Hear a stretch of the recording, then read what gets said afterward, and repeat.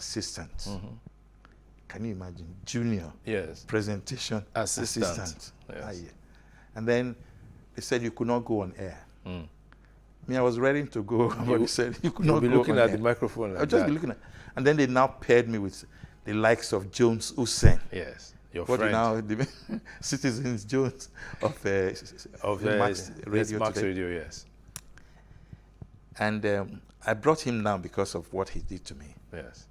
The first baptism of fire I had was when Jones started to read news at midnight. And then 1 minute into it, he said, Sonny, finish the news. He had cut off the mic. Sonny, finish the news. I'm not feeling good. You just have to finish the news. Me? How? I'm not allowed to finish the news. I can't. You're wasting more time. And this is midnight. Midnight. So grab. Where did you stop? There. So my voice was so tiny. Yes, then. I wasn't sure whether I was hearing myself. I was really scared. And I said, okay. That was fear. And I read it. Yeah. I read. The sound of my voice was like, probably if Butterfly has a voice. Yeah, that would have been like it. Maybe, yes. You know, and I finished it, and he said, sign off. That was good. Sign it off, sign it off. And I signed it off. I never forgave him. You didn't? Till today, I'm not going to forget Jones Hussein, and I'm not going to forgive him. But because I felt like going to the toilet. Whoa. I could not go to the toilet. Yeah. I had to finish the news. And it wasn't funny for me. Yes. I don't know if you, okay, imagine yourself driving a car and there's traffic. Yeah. On, say, the marina. And marina is an open space. Yes. And you feel like, you know, Yeah. going to the light one in the Yes. to the toilet. Yeah. And then what do you get? You can't. You cannot leave the car Yeah. because it's moving, it's scrolling. Yes. You cannot go anywhere else to do whatever. You have to do what they say, what they call whole body. Hey, I was holding body. It was tough. But then you rose to become one of the main voices on the Radio Nigeria Network News Glory to God for that. for many years. It was a baptism of fire. But what was that experience like? The experience of being that voice that people looked forward to hearing I didn't know I was. on the news. I didn't know I was until they told me. Like you're saying it now. Yes. Well, there were times I felt, excuse me, that, okay, am I really the kind of person that would be that voice? I never saw myself as one. Because they were, can you beat Patrick Okey's voice? No, you couldn't. So, Yeah. or even your voice. Well. You know, so I think it was just a stroke of luck for me. Well, what about the commitment that was required? All right. Now that you said that, Yes. yes. What I about was the very commitment? committed. Yes. I was, and I was also particularly, I saw myself as somebody who had an assignment, and no matter what, I had to do it right. Because I was always told, put your best foot forward. Make the best of what you get, and try and live by it. Yeah. And then the rest is history. The rest is history. Well, historically, you will recall that governments used to change in the Radio Nigeria studio. I, Major General, or I, Colonel so and so. Joseph Navem Garba. Exactly. Right. Sani Did any of those Abacha. crews catch you in the studio? 7. 7 caught you there. Not in the studio, Yeah. but enough for them to come and pick me They'll at pick home. you. Oh, yeah, I naturally. think it was Rosalind Ogunro that was really caught. trapped. Yes. You know, and she spent 27 hours. Yeah. And that was the Dimka coup that killed Muritala Mohammed. The Assassinated. The Abacha coup, right, caught me on the radio in Radio Lagos. Ew. Oh, yes. Really? Yes. 24 hours, you didn't go anywhere. Yes. Right. And in my own case, they came for me. They said, come and relieve whoever was on duty. And I'll be there for, in fact, there was once I was there from 2 p.m. till the following morning, Yes. 10 or 11 a.m. No, but let's discuss the psychology of that. What was that like? It was traumatic. Yeah. I had never felt any joy in seeing any man in uniform, a soldier. I say this not because I don't like them, not because they do not represent the importance of protecting the integrity of, was it the territorial integrity of the country, nation, of the sovereign, but because over time I just saw them abusing the privilege of holding the gun, owning power, and then you just take it as, seize it as you liked. That was what I saw, and I wasn't too happy. But then I interacted with them. Yeah. I did. I had no choice. Yeah, especially you, a popular newscaster. Go call that man. Where's Sonny? As though they knew you. You know, okay, the one that brought in President Ibrahim Babangida. Yes. Myself and Tombra Abarowe. And I think, who was it again? Tulufa Toimbo, or thereabout. They asked us to go to NTA to record his voice. Yes. And come back to Radio Nigeria to play it back. Yes. Okay. So, Tombra was the studio manager. I was the announcer on duty. And Tulu, I think, was he was senior to us. Yes. I'm not sure the role he played, but anyway, we went. We got there. And the thing is, Babangida, he has a beautiful voice. You know, he made that announcement. The first announcement was very fast. And I called Tombra and I said, boy, I won't take this for a broadcaster. It's too fast. In fairness to Babangida, he asked, is this okay? I said, no, sir. Then everybody looked at me. Who are you? But you were being professional. But in fairness, the man offered to take it again. He never even met me. He didn't even see who said that. Just said, look, if they don't like it, let me try it. You know, he took it a second time, and it was better. Yes. Made some impact there. Exactly. But then, it was with all of that apparatus of power there, all those guns and stern-looking faces and all that. I don't know what gave me the strength of character, the boldness to say, no, sir. But I did. And he listened. And he retook it. He retook it. It was a better broadcast. It was better. Yeah. And that also gladdened my heart. Good. That you could speak up where you had to. Exactly. Yeah. Many people on the radio today, they use words that were taboo for us to use. NTBB. Yes. You are a trainer. What can be done? You said you are a trainer. What can be done? As if I'm the cause of the problem. Oh, no. Let them send them to training school, first and foremost. Yes. If they send them to school, they will have a chance to see things the way they are done. They will be scrutinized. And they will be given a chance to say, did I do it right or wrong? Not. Yeah. But now, get out of school, if at all you went to school, then you take him to the studio, say your voice sounds good. What about his mental capacity? Yeah.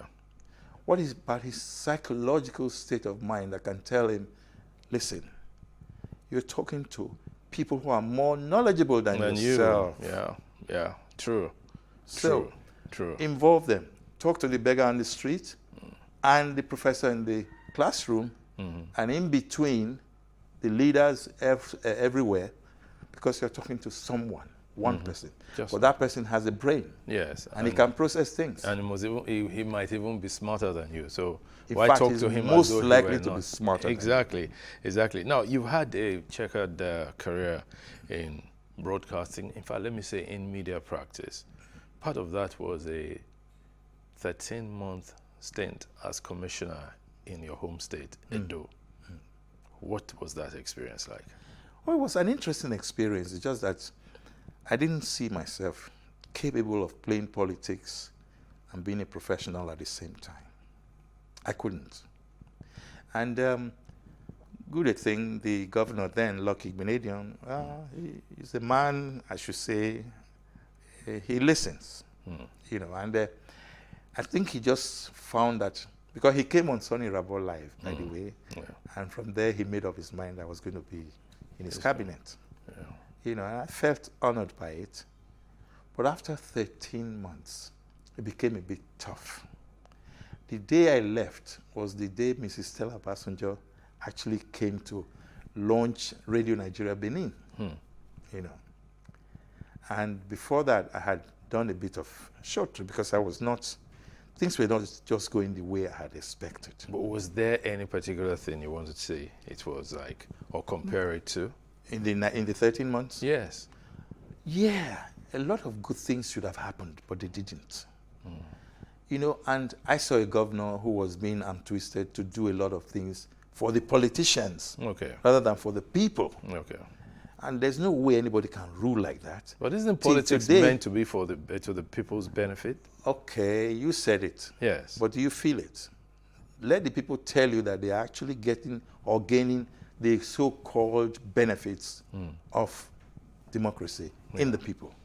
I don't see that happening, and I don't think people are really enjoying that. Otherwise, we will not be where we are today. We are going down rather than going up. That's And true. this going down started a long time ago. But can you divorce the person from their politics? Why shouldn't he divorce himself from the politics? Who elected you there? Isn't it the people? Yes. Okay. So if the people put you there, what should you do? What should your priority be? Meet the people's needs, Yeah. And expectations. not meet the politicians' needs. That's what's happening today. Yeah. And that's very sad, really. It is sad. It is sad. And even these days, you hear people say the young or younger generation is not ready to take power.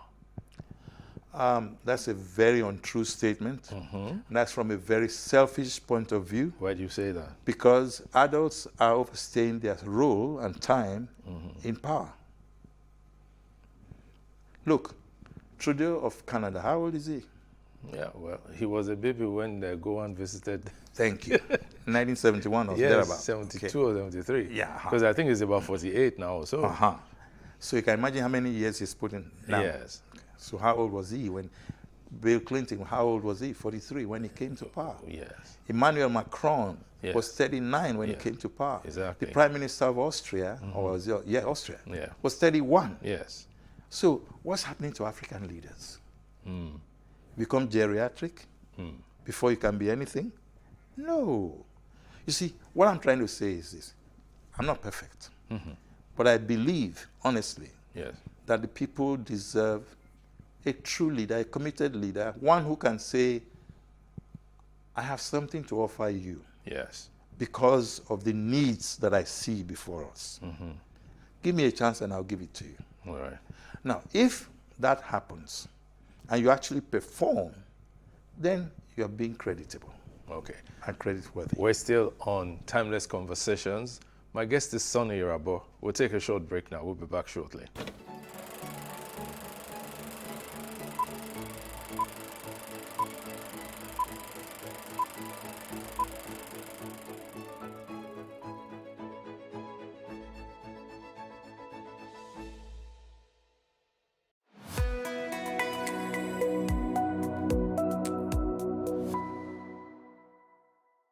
You're welcome back. It's still Timeless Conversations. My guest is Sonny Rabo.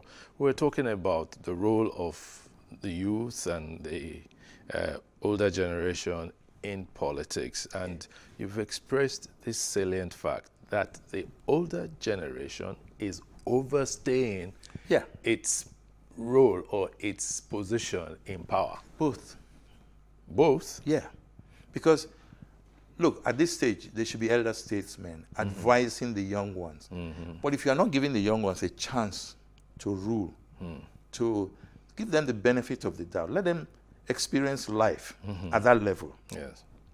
you might see that they have a lot to offer. But APC brought out its presidential form, a nomination form, at 100 million naira. How many young people would be able to afford that? And then they said they reduced it to 50 million, even 20 million. That How is many part- of them that have is it? part of the four power we are talking about. Yeah. Because you're now making people to go towards facing the wrong direction. I have no money to offer, but I have leadership, which I'm endowed with. And the 100 million is now standing between me and truism. Even 50 million. Even 50 million. It's not proper. How many people have 50 million? In fact, how many people have 1 million? How many states have that money today? Yes. States. States. Yeah. Do you know how many of them are begging? Yes. Is the country not begging and borrowing now? That's true. That's very true. So I think, you see, maybe we should not misplace our priorities. I think that's where the problem lies. Yeah, but you know it's about practice. It's about saying something and doing the same thing, or saying something and doing another thing. Yeah. Why must politics be one where people say one thing and then they do another? Yeah, why? There used to be one Olu Obaseki. Yes. Many years ago, he said, "Do as I say, not as I do." Not as I do. And yes. the children know, no. Yes. You do it, we must follow you. Exactly. You know, excuse me. Now, that question is salient. But do we have conscience? If we have conscience, we should be able to understand that the reason there is politics is because of the people. Yes. You see, government of the people, for the people, and by the people. Is that what it is? Yes. Democracy. That's what it's supposed to be. So why should it be otherwise? Why should the National Assembly earn far more than their account? But it's the truth. It is the truth. Why, for example, should we now see a situation where there's no money to do certain things? We say, okay, don't worry, we'll go and borrow money to do it. When the money is brought, you divide the money into different bits and take it for other things instead of what it was meant for. Yes. Why should anybody that borrowed me money come and tell me how I should spend the money? Yeah. It's because they don't believe I will spend it the way I said I was going to. Should Nigeria be like that? No. But then, what's the role of integrity in power? What's the meaning of integrity? Yeah. Integrity is not supposed to be, let me even put it bluntly, somebody who is able to respect the rule of law and respect his own level of commitment to truth. Yes. And believe that he's not above the law. Then integrity can come in effortlessly. Yeah.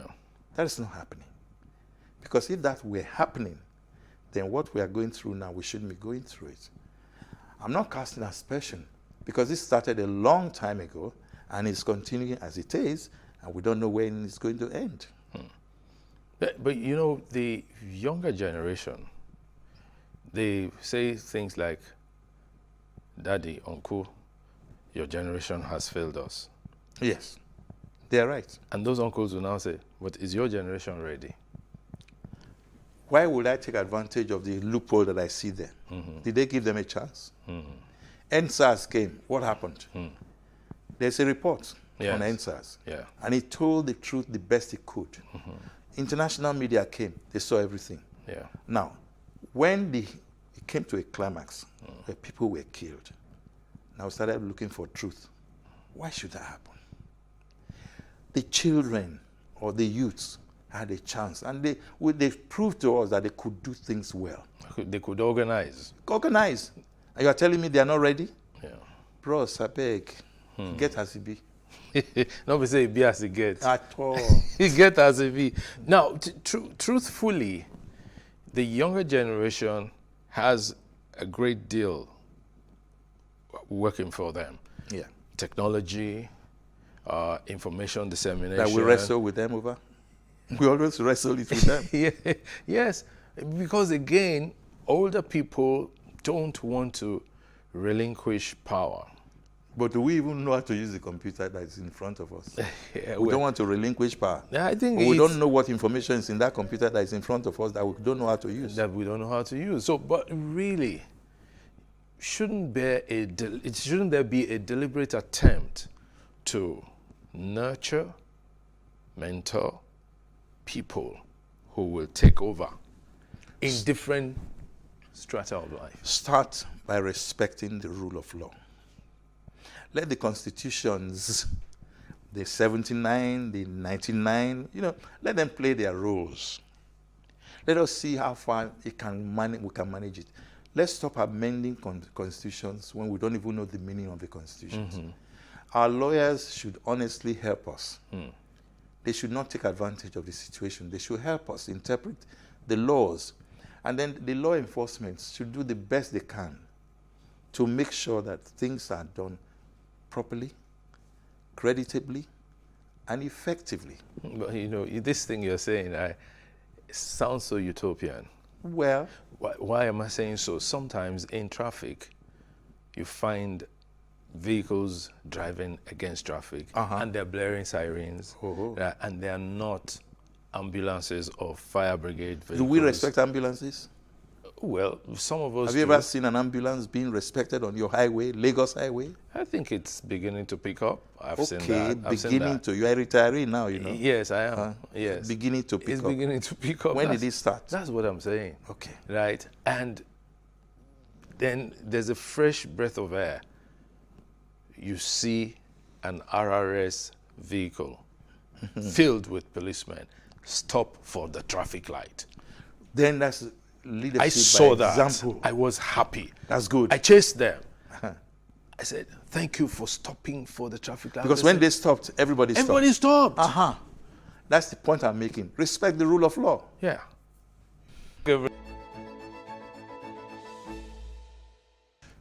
Welcome back to our talk with Sonny Rabo.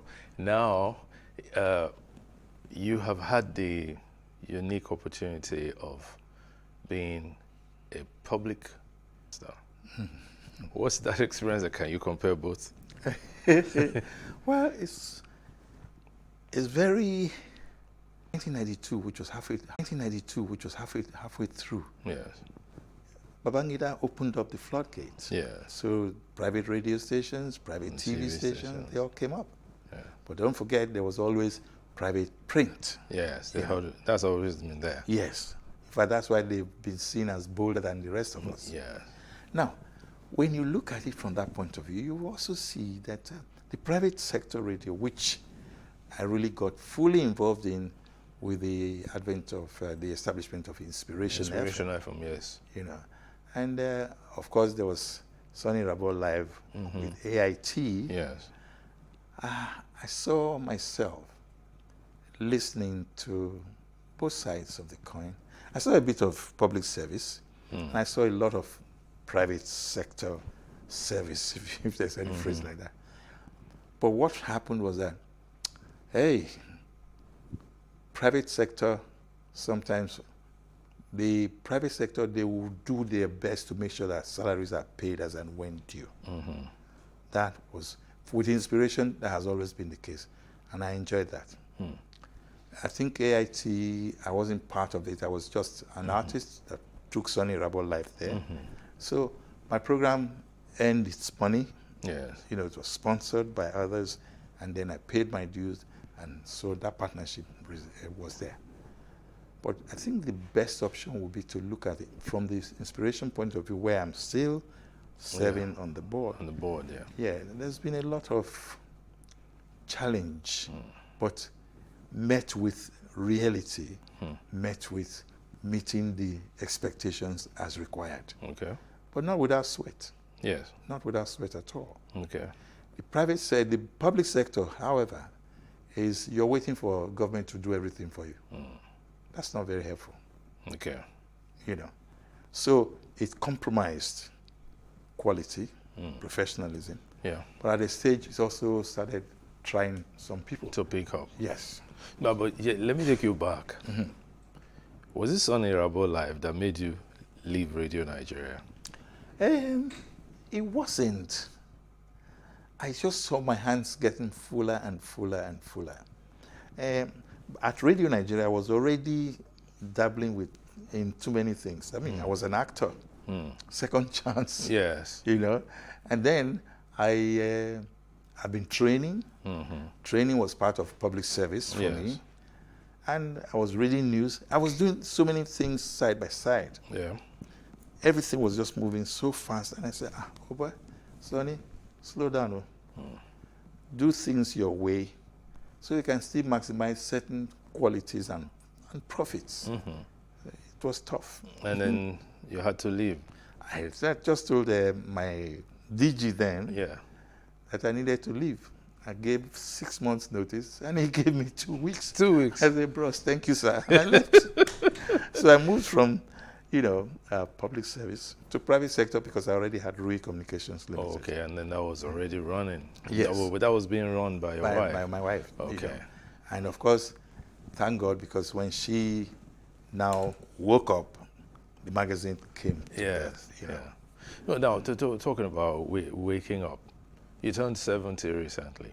And that was in March. Yes, Yeah. March 23. March 23, you turned 70. First, you don't look 70. Thank you. Second, you've never looked your age. No, you have never looked your age. Okay. At least I've known you for not less than 40 years. Thank you. I feel talk. Okay. So, what's been the secret? Be a happy person. There are moments where you cannot afford to be not happy, Yeah. but just try your best.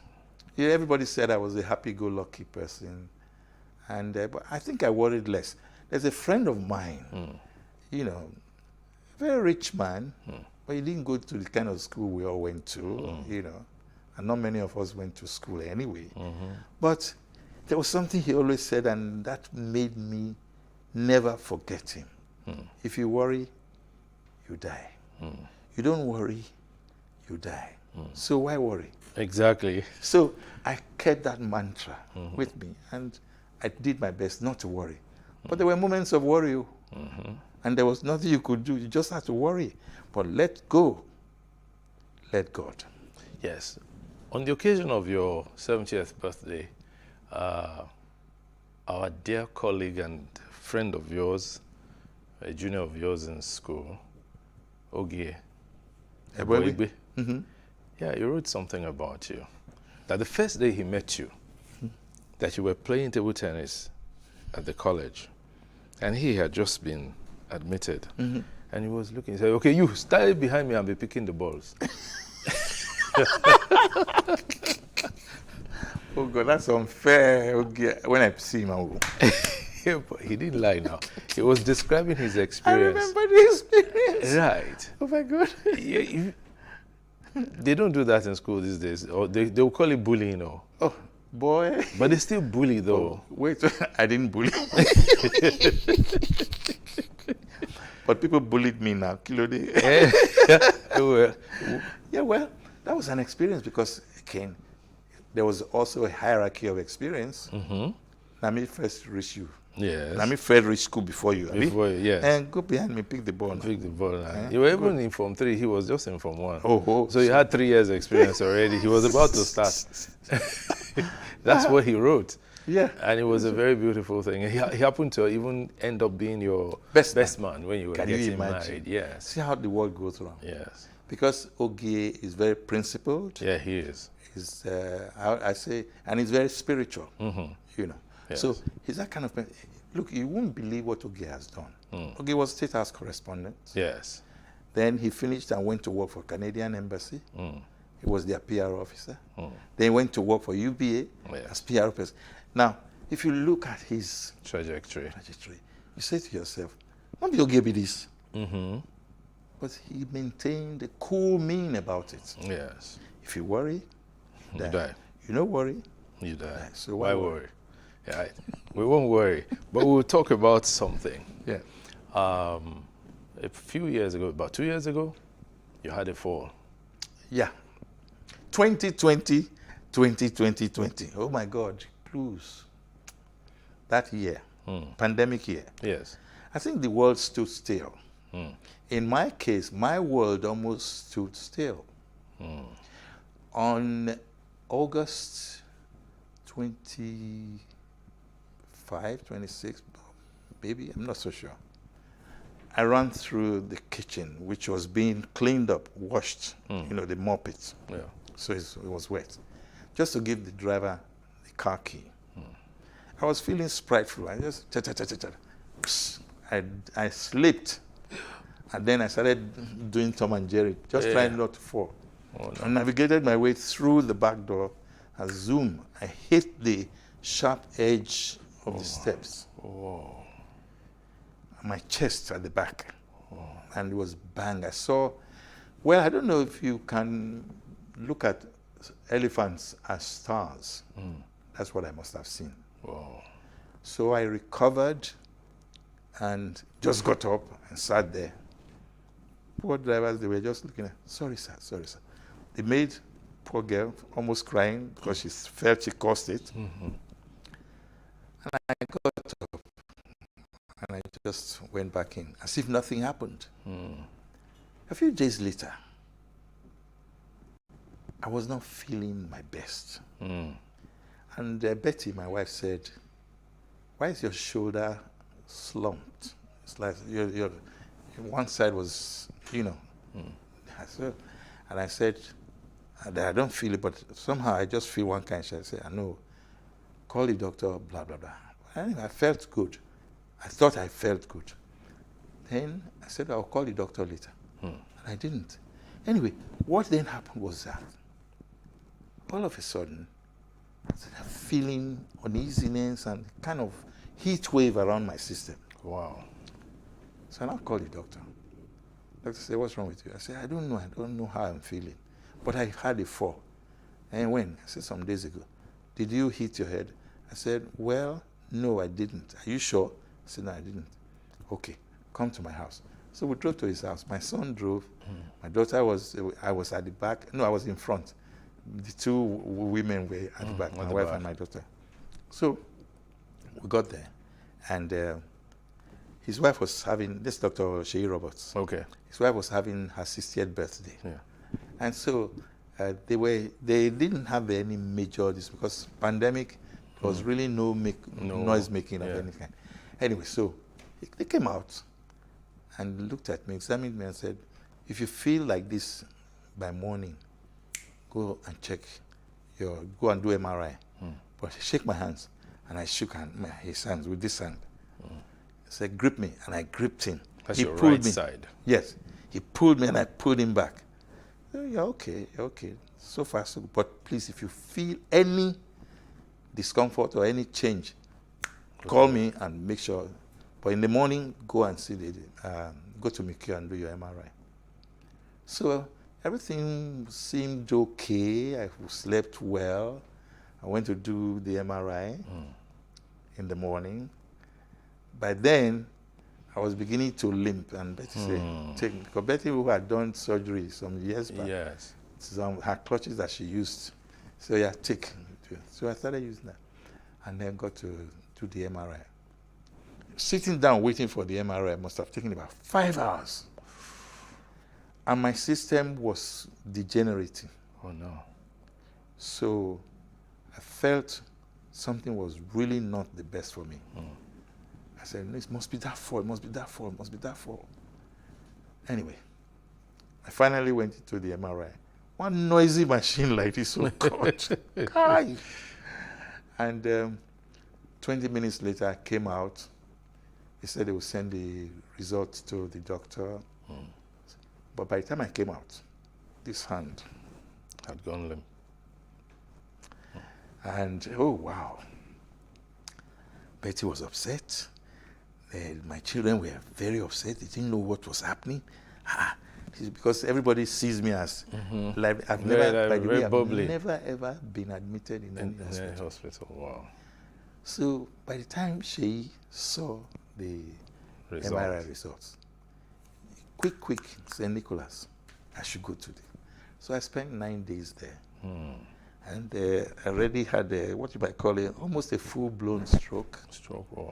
On this hand. Yeah. But luckily, that was the only thing that showed there was any stroke. But, you know, she had called it evolving stroke. That discouraged me and said, no, don't worry. Make sure you drink a lot of water.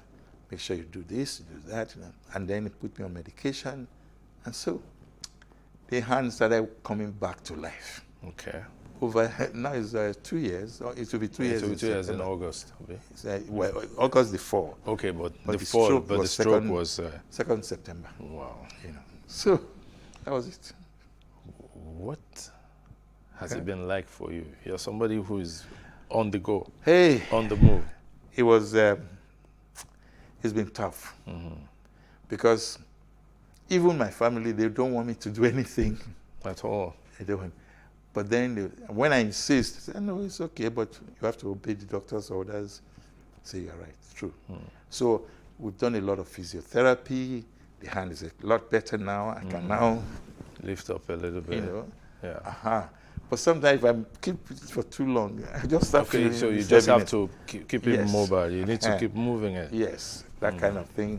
So, well, here I am, getting back to track, back on track, as they say. Well, you know, like we joked the other day that old age is catching up with you. So it sent you a message through that phone. Oh boy, the guy needed choco because I never would. I'm just 70, going on 70. You're a septuagenarian. Okay, sir. Septuagenarian. Septuagenarian. Yes. No, don't be conscious now. I'm conscious. I'm not teaching you. You taught me before now. I have to be conscious. I wanted to learn from you. You're a septuagenarian now, so whatever you You are say. saying I'm 70. I know, I'm reminding you that you're 70. No, but I think it was, what is it? Somebody was- said the other day It that was was March 17. 23rd that Yeah. you turned 70. And I thought 17. 70. Pronunciation. No, not 17. 17. 70. T-E. No, and, but you look good for 70. Thank you. You look very, very Thank you. good for But 70. body not feel good. Body never feel good yet. It will soon return to normal. Yeah. Now, as someone who is 70 now, and you have worked for about 53 years, that's it. Yeah. When are you going to retire fully? Is there any retirement? That's There the question isn't I to, asked because really, even when I was ill and I didn't feel like doing anything, believe it or not, there was a kind of degenerating or feeling that I thought I had. Of just being immobile, Yes, of not doing anything. I didn't like that. That's what scares most people But I didn't like about it. retirement. Well, why is there the word retirement? Maybe because you need to slow down as you get older. Yes, slow Maybe, down. But yeah. just say slow down. Yeah, well, slow down. Don't is say a- retire. Slow down. Those are two words. Retirement is one word. But what do we say? Go slow when we are If we say static? that in Nigeria, go slow. Look, my father, and in 1973, my father retired. Yes. And we said, Dad, don't go anywhere. Just, you know what he did? He escaped. Ooh. We thought he was missing. For 3 months, we were looking for this man. Wow. He went to a place called Ehor on the way to Auchi in Edo State. Yes. He was Midwest there. Yeah. And the guy created a farm, a 5-hectare or acre land. Yes. Farmland. Got 8 able-bodied boys, 8 Yeah. of them. Yeah. My father looked so fresh. We only saw him 3 months after we declared him missing. Yes. But one thing he did that got us a bit comfortable was that he said, don't worry, I'm okay. Nothing wrong with me. But if you want to know where I am, don't bother. Because he said we were hounding him to stop. To just stop working. He Okay. said, no. So And we're you not know- going to hound you, so you So won't don't escape. hound me. So you won't escape. Yes. But one thing we're going to say is Yeah. that don't be in a hurry No, to to where? get many things done. Okay. That's the point. Yes, don't be in a But hurry. body is slowing me down, so I can't even hurry anymore. So, but at least take it easy. Yeah. Now, taking it easy will make me ask you the question, what's your favorite meal? Oh, they stopped me on that a long time ago. It was sushi and banga soup. They don't stop. So Osi, what's Osi? sushi is that starch that they do Okay. in Urhobo land. Okay. That is very yellowish Very because of the yellowish. palm oil. Yes. Yeah, by the time you don't beat and well, Okay. then you don't do banga soup with fish. Yes. Yeah? Not frozen fish, oh. You know, fresh fish now. Fresh fish. Fresh fish, yes. Not fried, Not fried there. but Just the one that they it's dry broiled. up, you know. Oh, did you dry it up? Yes, and then Okay. they cook it, and the one that they turn together is a roundish Yes. fish. Like tilapia is the best, too, but these days now only this thing they see. The electric catfish. fish, catfish. Catfish. So anyway, I left that, and now I take So you found a new love. plantain mash with black soup. I was going to ask you about black soup. You know, I have a lot of friends who are Edo and all that. Bitter leaf soup. I love Black soup. Give me knuckles. Yes, you know, that black soup, Yes, when you take it, It keeps my body together. I love the what's that Pounded yam? leaf now? No, I don't take pounded yam. Me too. Yeah. But I still at it is a little sharp because No. the mixture is good. Yeah, I love, you know, the efirin, ewuro, the Okay, ewuro yeah. bean, you know, when you mix it together and it's a beautiful, beautiful there was one. one I took in Ibadan, begiri soup. Begiri is out there. Phew. Begiri And is lafu and all that. begiri and amala. You understand me? And then when they add a begiri to the amala and then with the soup, the other soup, that's ewedu. ogufe soup, Ogufe. ewedu. So that's why they call But it Nigeria abula. is so rich. Yes, it is. Yes, it is. But if you talk about Nigeria, 2023 is around the corner. What's going on? How do you feel? You're an old man I'm now. seeing- Oh, sorry, you're an elder citizen now. Well, of the above. I'm seeing untruth. I'm seeing falsehood. I'm seeing a desire not to allow the young ones play their roles. People who should not run, there's no need for them to run. Come on, they've had the best of times. They should slow down and give others a chance to roll. Honestly, I think what we are doing right now is like Shakespeare's Comedy of Errors. It should not be so. Some people said that Nigeria is at a precipice right now. We've been there too many times, and I Yeah. hope this time we'll be able to get away from it. We were in Get out of it. 1993, Yeah, we were in 1993. and that was very We were scary. in 1979. Yes. See? And the We were truth- in the 1964 wet yeah. year. The truth is, 64, I wouldn't have been aware. I was just 2 years old then. Well. Right. So I was one of those they were carrying around. Not so for anything not to happen. Don't crawl out there. No, but seriously, why is it that every election year we heat up the politics so much? Some people enjoy that. They want the world to see. You see that fear mongering, Yeah. fear factor. Yeah.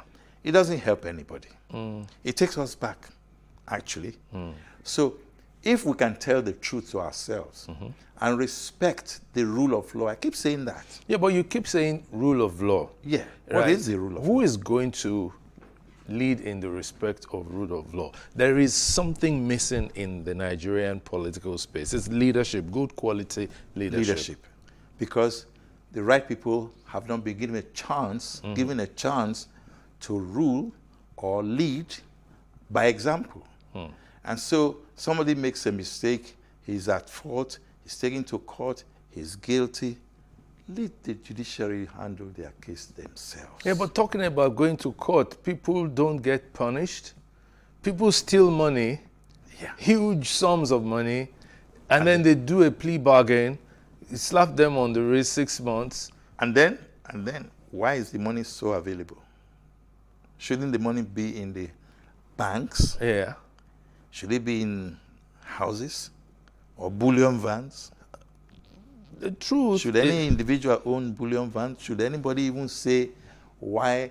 Look, I don't see why our money should be doled out the way it is being doled out. But the point is that there is a law, there is the EFCC Act that says you cannot withdraw more than so much in Nobody's cash. obeying it. Why? No, nobody is enforcing it.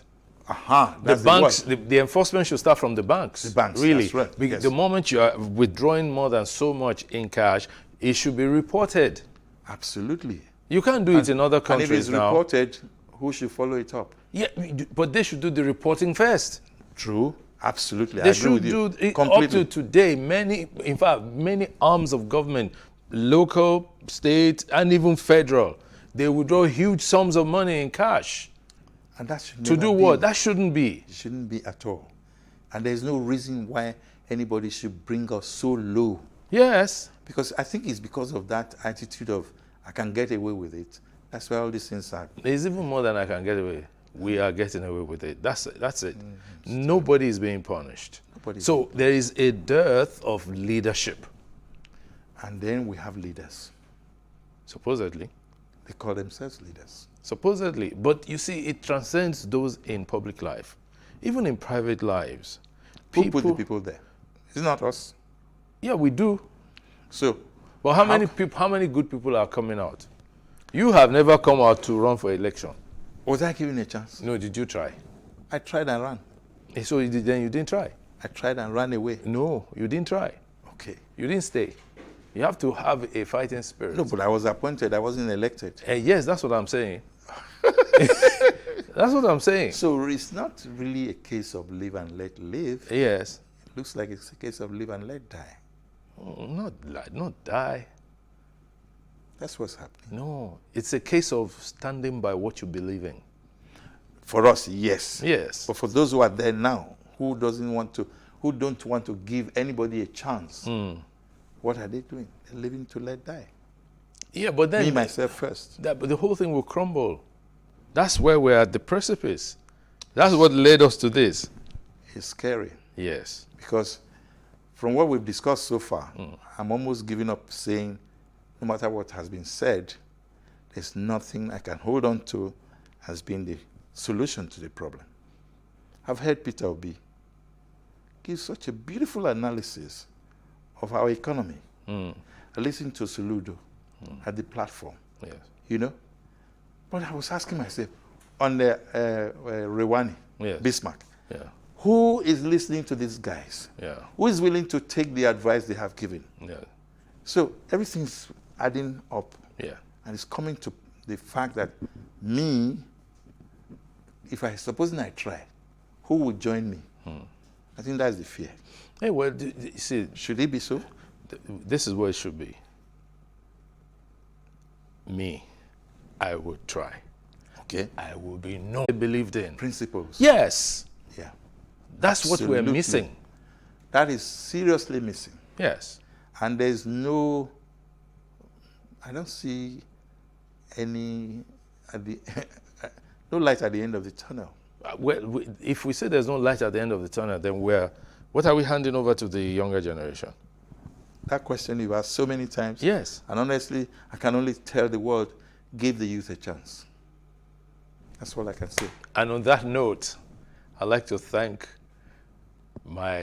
this is how he calls me, my brother, my colleague, and then I add my Egmo and my trainer. This is the first time on the air I will say Mr. Sonny Irabor. Usually we'll just say Sonny Irabor. Thank you so much for your time. Thank you very much. And thank you for sharing your passion with us. And thank you for still training people. Thank you. Thank you. You don't old though.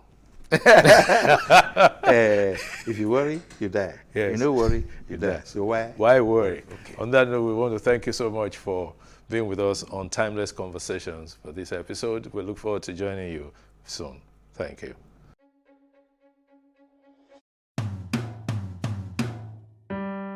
My name is David Oladimeji Olukemi-Mako, a son of Awa Ijebu, Ogun State.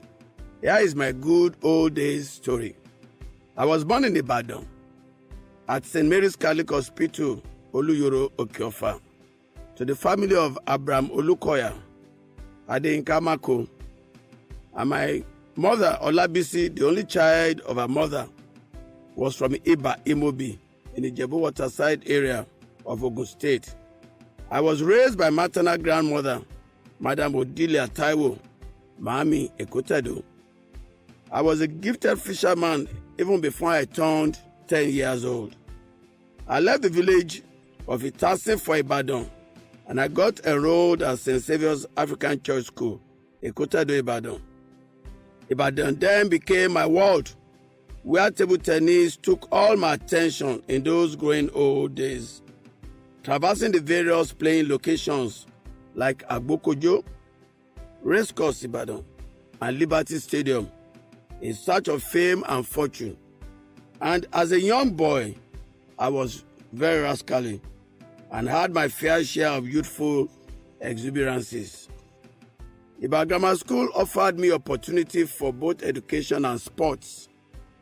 The school tempered my deviance, and the boarding house provided me enough activities to refocus for the future. Sincerely, for me then, no real role models beyond peer group influence. I had friends who were very studious. I tagged along, and I was better for it. Oliver Baptist High School, Oyo, and University of Ibadan provided enough experiences that shaped my life and contributed largely to my modest accomplishments in life. Of course, Lagos State welcomed me after my National Youth Service year, and since then, there was no looking back. I must admit that Lagos remains a land of opportunities and a great state for those who dream and labor. As I take a look back and mirror into the past, I saw exciting and memorable moments. Moments where the economy seems to be working. Moments where security was not a major issue on the front burner. Moments where communal spirits were high and trust issues were no challenges. So I wondered, where did we get it wrong? Will our children believe us when we say we had so much fun in those days? I appreciate how far this country has come from a population of 45 million in 1960 to 200 million plus today. Within the same land space, we need to now begin to be positive in our response to Nigeria. Our challenge now is to focus on how we can change the narrative. How, instead of talking about good old days, be projecting into a future that is greater than our past. I am an accomplice and partner in this drive and desire to make our tomorrow better than our today. Shemore, I'm with you all the way in this journey. God bless our nation. God bless Nigeria.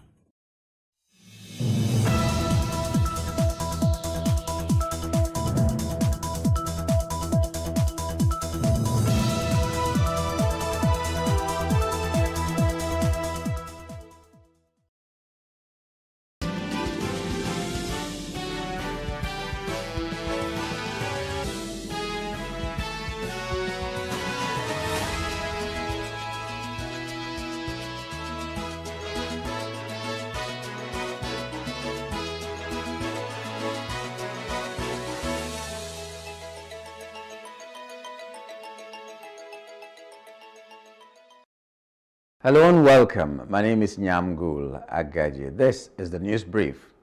The Chief of Defense Staff, General Christopher Musa, has bemoaned military takeover in some West African countries, saying it has created unintended consequences and threatened democratic values in the region. He spoke at the 42nd Ordinary Meeting of the ECOWAS Committee of Chiefs of Defense Staff in Abuja on Wednesday.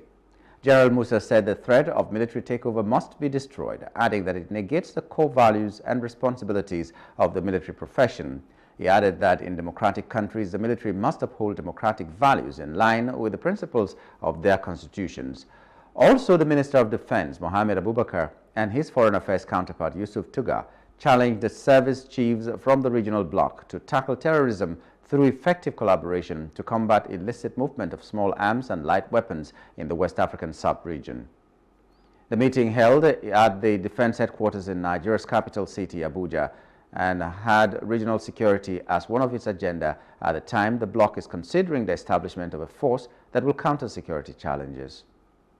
Challenges like the military coup in some countries in the region have had unintended consequences and have threatened our collective democratic values.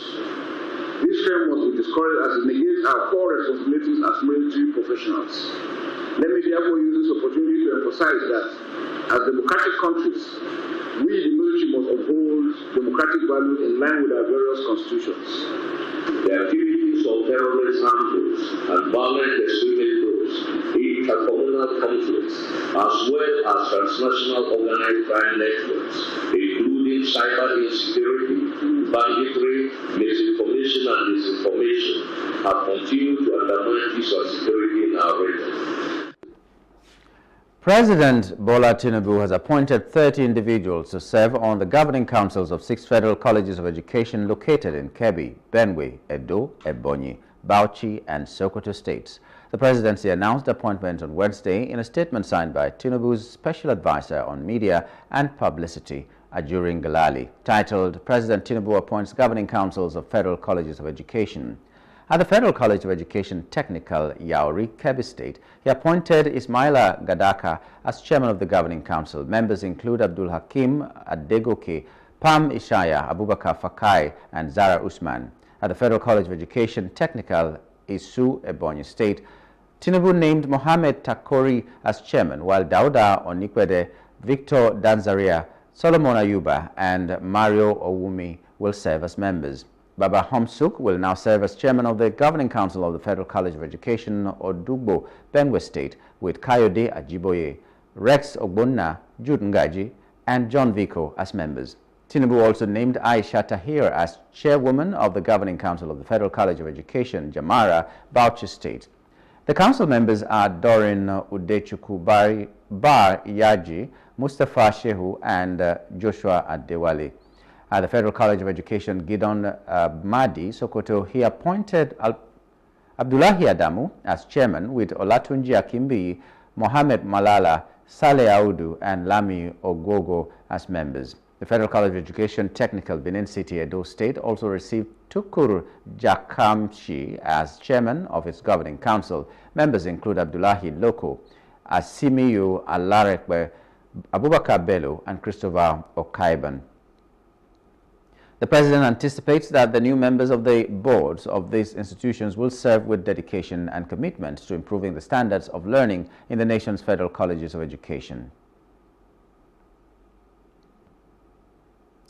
Stakeholders in the education sector have thrown their weight behind the establishment of the National Commission for Polytechnics in the country. They also supported the establishment of technical and vocational institutions across the country to address issues of youth restiveness and the Japa syndrome in the country. They gave the support when they appeared before the House Committee on Federal Polytechnics and Higher Technical Education to make input into the proposal of 3 bills to establish vocational training centers in Kano and Lagos, as well as the National Commission for Polytechnics. That all these 3 bills are very timely, important, and relevant to the situation we are facing today in Nigeria. I therefore convey to you the ministry's full support for the 3 bills. And I also want to offer to you what the minister has asked me to convey, that the ministry is available if there are some minor tweaks, minor fine-tunings to be done on the 3 bills.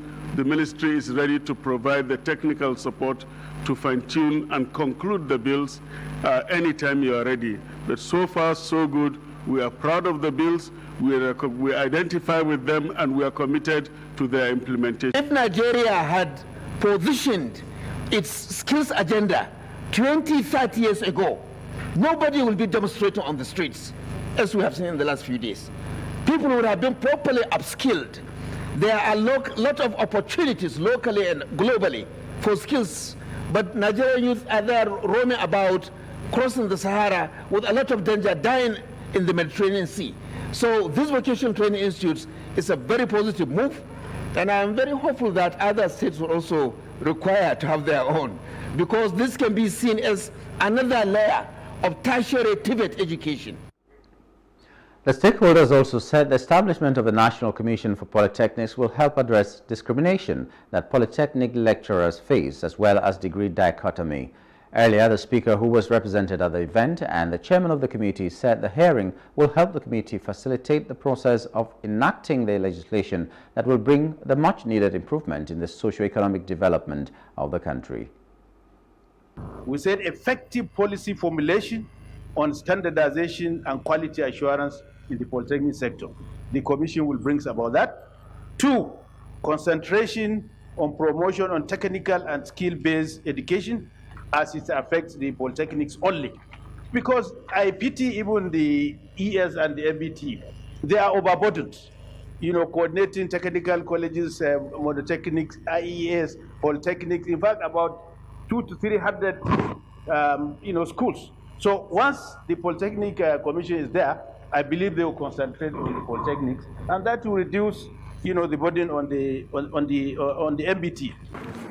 Today's hearing aligns seamlessly with the legislative agenda of the 10th Assembly.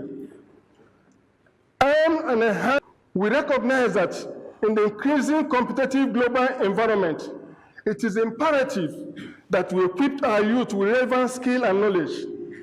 The proposed agency and institution will serve as a beacon of excellence, providing qualitative education that meet international standards while also tailoring to meet our local needs. As you may be aware, the objectives of this establishing vocational entrepreneurship and skill acquisition institution in Nigeria is to train technicians and middle-level personnel that would serve as catalysts for a rapid industrialization and development of the real sector of the economy. Therefore, the need for all stakeholders here present to be dedicated and committed in the efforts of improving and developing our educational sector by being objective, constructive in our inputs and opinions on all contending issues on the bills. The three bills seeking stakeholders' input are a proposal to establish a vocational and entrepreneurship institute in Okota, Oshodi in Lagos State, a federal vocational and skill acquisition college, Yankaba in Kano State, and the bill seeking the creation of the National Polytechnics Commission in Nigeria. President Bola Tinubu has pleaded with Nigerians to be patient with his administration, assuring them that the country is transitioning from darkness to dawn. In an official video released by the State House on Wednesday, Tinubu acknowledged the country's ongoing hardship due to the removal of fuel subsidy and the floating of the naira. He noted that Nigerians' pain was compounded by what he described as an avoidable lag between the subsidy removal and his helpful plans for the country. May be hard on us, and there is no doubt that it's tough on us. But I urge you all to look beyond the present temporary pains and aim at the larger picture. All our good and helpful plans are in the works. More importantly, I know that they will work. Sadly, there was an unavoidable lag between subsidy removal and these plans coming fully online. However, we are swiftly closing the time gap. I plead with you, please have faith in our ability to deliver and in our concern for your well-being. We will get out of this turbulence, and due to the measures we have taken, Nigeria will be better equipped and able to take advantage of the future that awaits her. For example, we shall fulfill our promise to make education more affordable to all and provide loans to higher education students who may need them. No Nigerian student will have to abandon higher education because of lack of money. Our commitment is to promote the greatest good for the greatest number of our people. On principle, we shall never falter. I assure you, my fellow countrymen and women, that we are exiting the darkness to enter a new and glorious dawn. Now, I must get back to work in order to make this wish come true. Thank you for listening, and may God bless Federal Republic of Nigeria. The Edo State government and the state chapter of the All Progressives Congress are at loggerheads over the allegations of orchestrating unrest in the state. At a press conference on Wednesday in Benin, the state capital, Commissioner for Communication and Orientation, Chris Nehikare, said APC has resorted to a devious plan by orchestrating civil unrest in the state. However, the Director of Publicity, Edo APC Governorship Campaign Council, Orobosa Omojo, in a statement, described the accusation as incessant noise meant to cover up Governor Godwin Obasaki's alleged economic corruption committed against the Edo people. Meanwhile, the All Progressives Congress in Rivers State has decried the destruction of its secretariat, accusing the Rivers State government of sponsoring protesters who allegedly perpetuated the act. The All Progressives Congress Caretaker Committee chairman in the state, Tony Okocha, who made the allegation while briefing journalists in Port Harcourt, said those who vandalized the party secretariat threatened to come back for another attack. Okocha further said the vandalization of the secretariat of the main opposition party in the state was orchestrated by people with vested interests who he said are intimidated by the party's rising profile in the state. Our secretariat was attacked yesterday, and they left us with a note that they are coming back again. We had information that they have been paid to destroy our party secretariat. And who is paying them? They are being paid and sponsored by the government of Rivers State, whose interest, as far as this matter is concerned, is to make Rivers State at the epicenter of protests. Somebody asked me, how would I link it to the governor? That about what is happening in Kaduna and all that. I said, those areas are volatile already. And you see, the only person who is enjoying the entire thing in the whole state is the governor and his convoy. I am aware we are briefed, and we thought it was just a child's play. How meetings were held at midnight in this state to make Rivers State epicenter of protest in Rivers State for obvious reasons. One reason is that they felt that they need to get at Mr. President. That Mr. President does not seem to be supporting them. And so there cannot be peace here. That's one. The other one is that they had planned to humiliate the Senate President. If you see the placards, if you see what they carry, they say Senate President must resign. The Caretaker Committee chairman called on security agencies to beef up security around its party secretariat. Our demand is that the security agencies, whose responsibility it is to protect life and property, should beam their light, the searchlight, on that structure.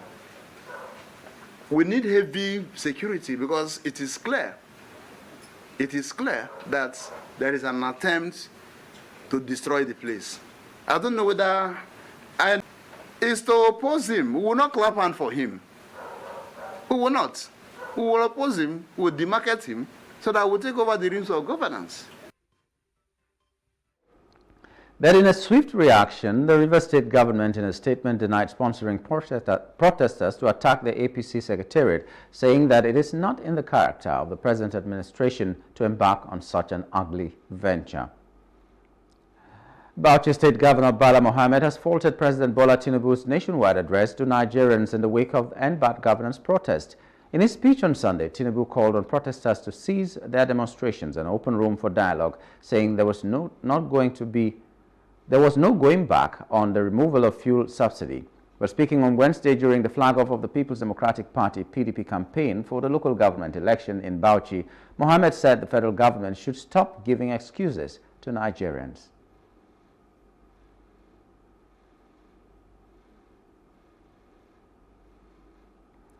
The interactive session with stakeholders in the oil industry by the Nigerian Senate Ad Hoc Committee investigating alleged economic sabotage in the Nigerian petroleum sector turned into a forum of accusation and counter-accusations on Wednesday in Abuja. Amid pervasive allegation of sabotage in the petroleum industry, the Senate raised questions over $1.5 billion approved in 2021 for the turnaround maintenance of the Port Harcourt refinery with little or no results. In his opening remarks, the Senate leader and chairman of the committee, Opeyemi Bamidele, had pleaded with stakeholders not to resort to blame games, but to show calm and understanding. But Group Managing Director of the Nigerian National Petroleum Company Limited, Mede Kyari, in his submission, exonerated his company, saying it is not responsible for the importation of adulterated products into Nigeria. Kyari particularly said the substandard products are usually or actually smuggled into the country. The essence of today's meeting is one, for us to be able to meet with the stakeholders and to be able to also make you to be a part of our agenda setting, and most importantly, to be able to appeal to all stakeholders. In the meantime, by saying, let the accusations and counter-accusations, stop. We understand the concern of Nigerians. A lot of Nigerians are concerned about ensuring that we do not kill local initiative and local investment to allow them to survive. Just like a lot of Nigerians are also concerned about ensuring that we do not consciously inaugurate a monopoly, which will not serve overriding public interests and which will not be consistent with global best practice standards. All these are issues. But in the meantime, while we work with you to address all of this, we call on all our stakeholders. See what's happening in the media. Targeted personal attack on my person, on the institution. And we all know how this works. They are deliberate, they are calculated, so that create the impression that the NNPC Limited and our leadership are doing anything to create economic sabotage in our country. It is far from it, Mr. Chairman. This company has grown, Mr. Chairman. We're proud to say this. From a loss company for 43 years to a profit-making company today, Mr. Chairman.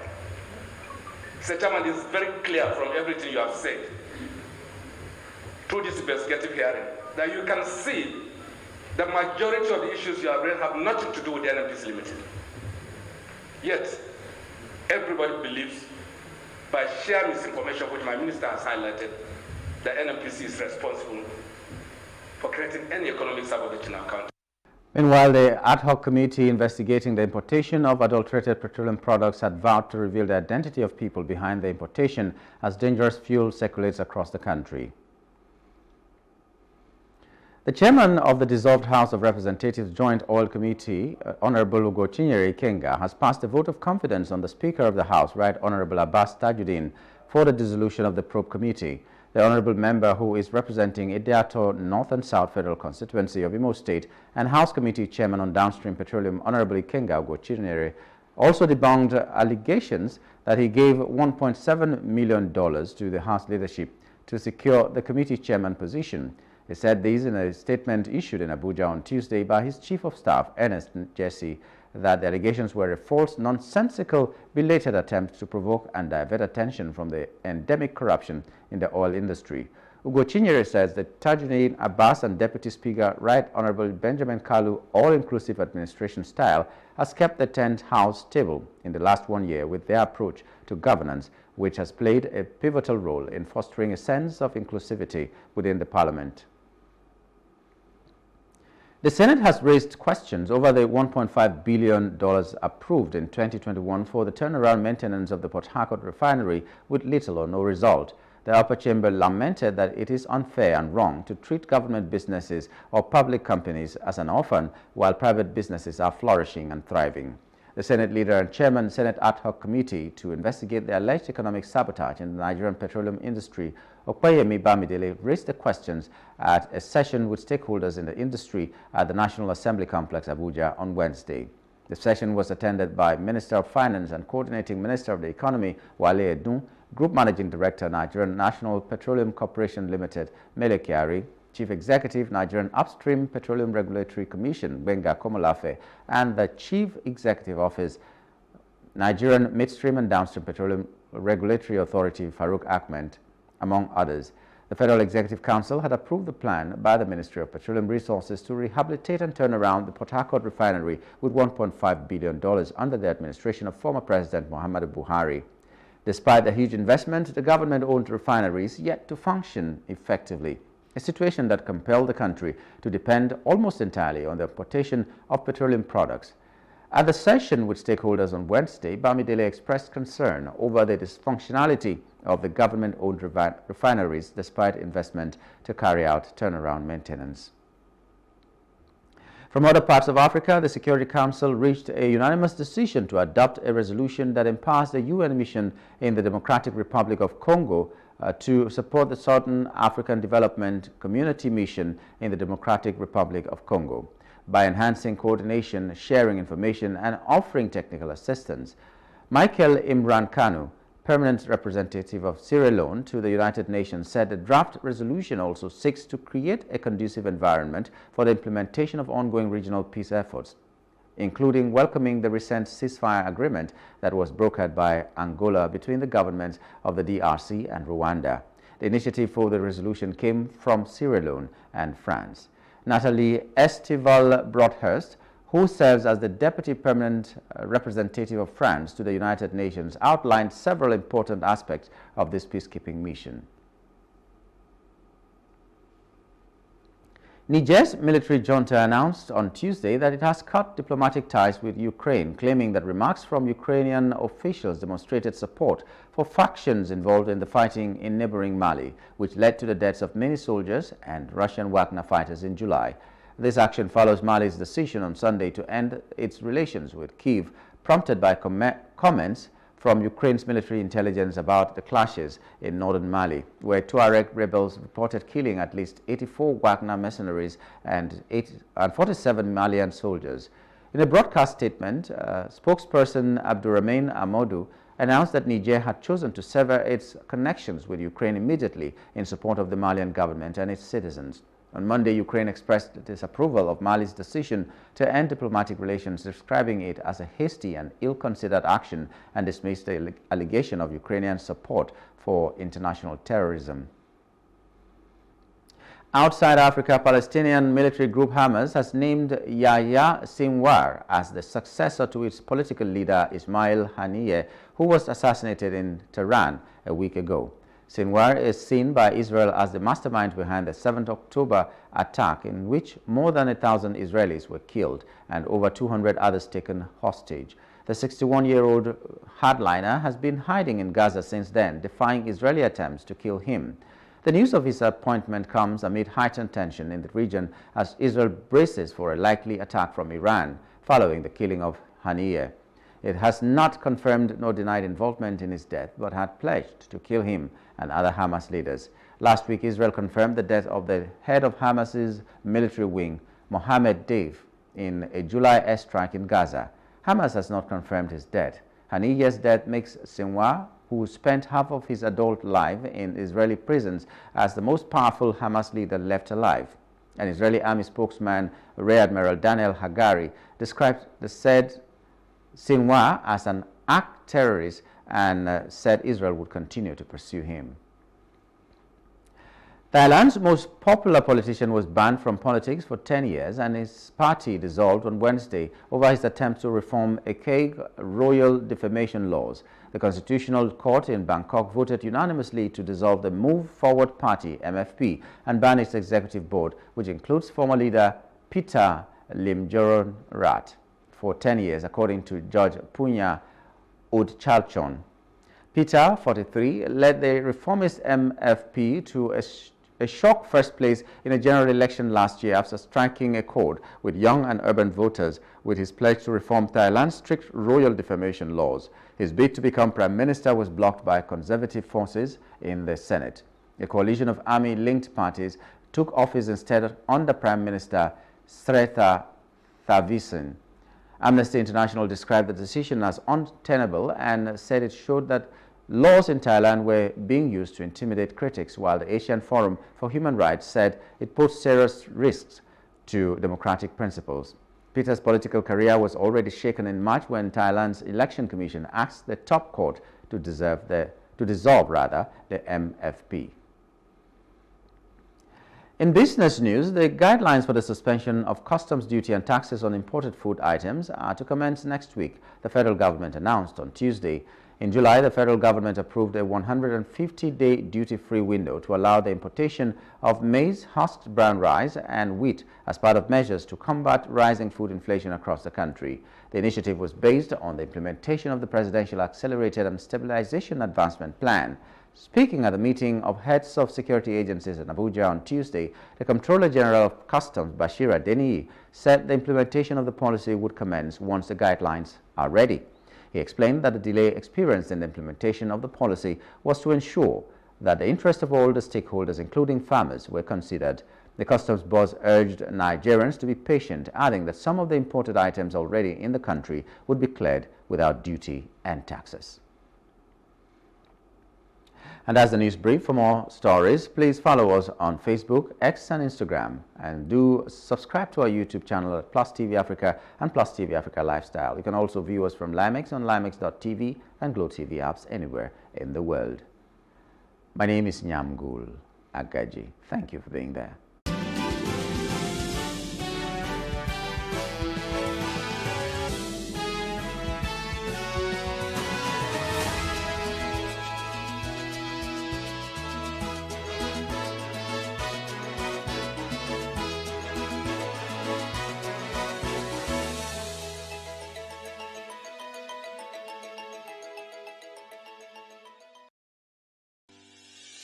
Increase the reach of your events or business services.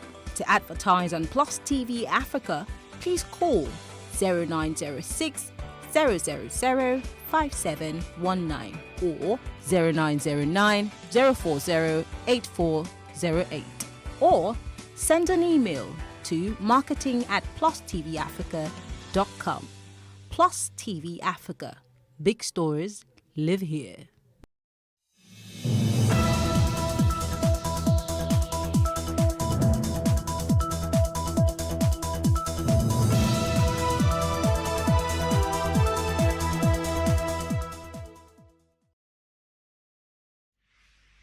"60 Minutes with Angela" starts right now.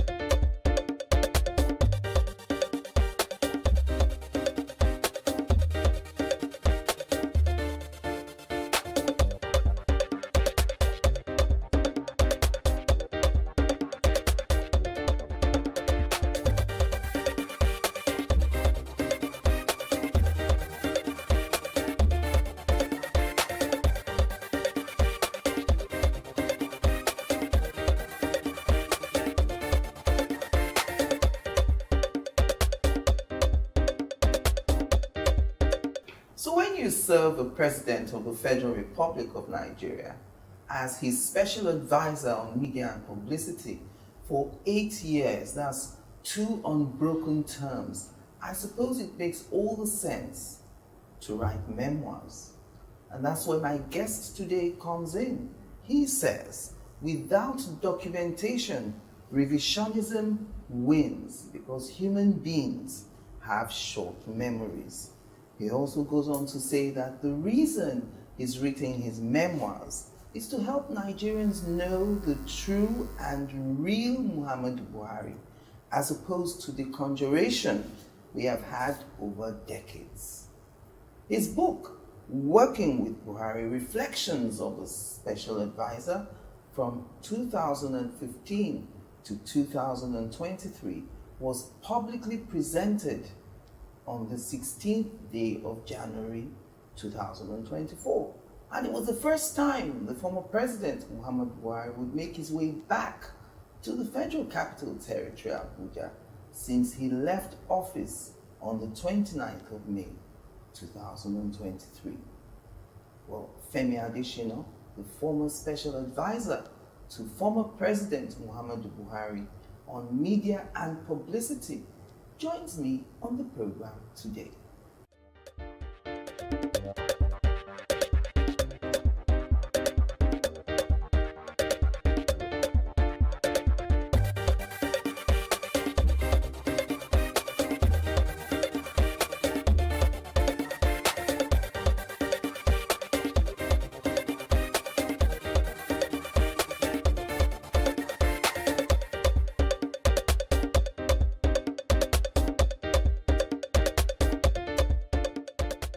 Thank you for coming on 60 Minutes with me. It's been like 6-7 years of not really having these conversations. Oh, that long? But before your appointment as a special advisor, you wore many caps. You would be termed to have reached the height of your profession. You were the managing director of the Sun newspaper. You were also the president of the Nigerian Guild of Editors. That's top, in the hierarchy of journalism in Nigeria. And in spite of your initial misgiving, when you got that call from President Muhammadu Buhari, you served 2 terms as special advisor that his political enemies had sold and fed to the Nigerian public. What is this myth? Over the years, you know that he first came as a military ruler. Yes. That's December 31, 1983 to August 27, 1985. And he ruled with an iron fist. That gave people the excuse to now say he was a dictator. When he came out in 2002 saying he had become a Democrat, they didn't believe him. Yes. They felt it could never happen. In fact, they felt he would be a worse dictator than he was as a military leader if he was ever elected. So there began systematic demarketing of the man Buhari. He's a dictator, he's a religious bigot, he's a Muslim zealot, he is a man who doesn't have a wide perspective of the country, he is too clannish, narrow, Yeah. and all that. All sorts of perspectives which were not correct. They succeeded in selling that to Nigerians in 2003, 2007, and 2011. So he didn't win the election in those years. But by 2015, Nigerians were not ready to buy those things again. Those arguments had become prosaic, jejune, and Nigerians just said, this is the man we want, and they voted him in. So a lot of people changed their minds about him, voted him, but there were some who remained in their entrenched positions. That was why, having then worked closely with him for 8 years and seen that he is none of those things they paint him to be, I just felt I would write a book to put things in their proper perspectives. And the book was well received by him. I just wondered, when you showed him the manuscript, because I know after you left office, you disappeared for a few months to finish the book, and then you got back and you went straight to see him in Daura. What was his reaction to the book? Yeah, when I gave him the manuscript, the first thing he did was to go to the contents page. Yes. And when he looked at the titles of each chapter, some he will read and laugh, and then some he will just smile and nod. At the end of the day, he said, Nigerians will love to read this book. Nigerians will love to read this book. He flipped through the pages. There were some areas I asked him, I mentioned this. Should I remove it? He said, leave it. It's part of our history. Leave it there. Now that the book is out, I see them playing up all those in the media and trying to make mischief with it. I just laughed. They didn't know that even the former president had known and approved those parts together. Okay, so I was reading one of the comments on Twitter. Someone said in reaction to your book that, it looks like this Mr. Adeshino, he don't plan this book. He knew that he was going to write these memoirs from day one. Your power of recollection is what they couldn't get over. So I suppose my question is, when you get an appointment such as that, is that the first thing that comes to your mind? I've got to start preparing for my memoirs. Or when does the idea come in? Not exactly. If you asked me along the line, are you going to write? I would say maybe yes, maybe no. Yes. I wasn't quite sure whether I would write or not. So it was not as if I went into government planning to write at the end of it all. Yes. I could have written and I may not have written. I just, sometime when we finished, decided that, okay, I'll write. So it was not as if I went into government planning to write this. Let me tell you an encounter between myself and the then General Buhari on phone. The first time he called me was the build-up towards the 2007 election. I had written an article about him in the Sun newspapers. The following day, my phone just rang. And he said, this is Muhammadu Buhari. I said, which Buhari? He started laughing, and I just started laughing. I said, General, And then we started talking. He said, I read the article. He said, you must have the memory of an elephant. All those things you know there, how did you remember them? That was pre-2007. Okay. So most of the things in this book too, yes, some were jotted in the course of working in government, some were retained. Recalled. Yes, I retained and then recalled at the time I was writing. So one of the more controversial topics that you touch upon in your book is that of Nnamdi Kanu, who is, by the way, still detained, been detained since June 2021. You alluded to the fact that if Nnamdi Kanu was not extradited to Nigeria, he would have been eliminated. No. That was a twist of what I wrote. I read that twist, yes, which is not correct. What the president said when the high-level delegation from the southeast came to the president, pleading that he released Nnamdi Kanu to them, they pledged that he would be of good behavior. And the president said what they were asking him was very difficult. One, because it was already a judicial matter, and he never likes to interfere with the judiciary. Once something is before the courts, he wants the courts to adjudicate on it. And then secondly, he said to them, you asked me to release him unconditionally. He said, it's like a boy who stood outside and began to throw stones into his own house. Yes. Then why should he be released unconditionally? He said, we are a government.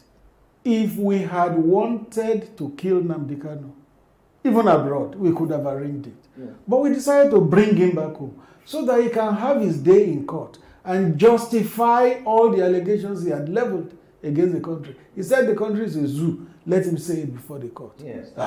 So the president said, we did him a favor by bringing him home so that he can justify all the allegations he has leveled against Nigeria. There was no plan to assassinate him, and the president said, we could have if we wanted because we're a government. Said, but that didn't come into our thoughts at all.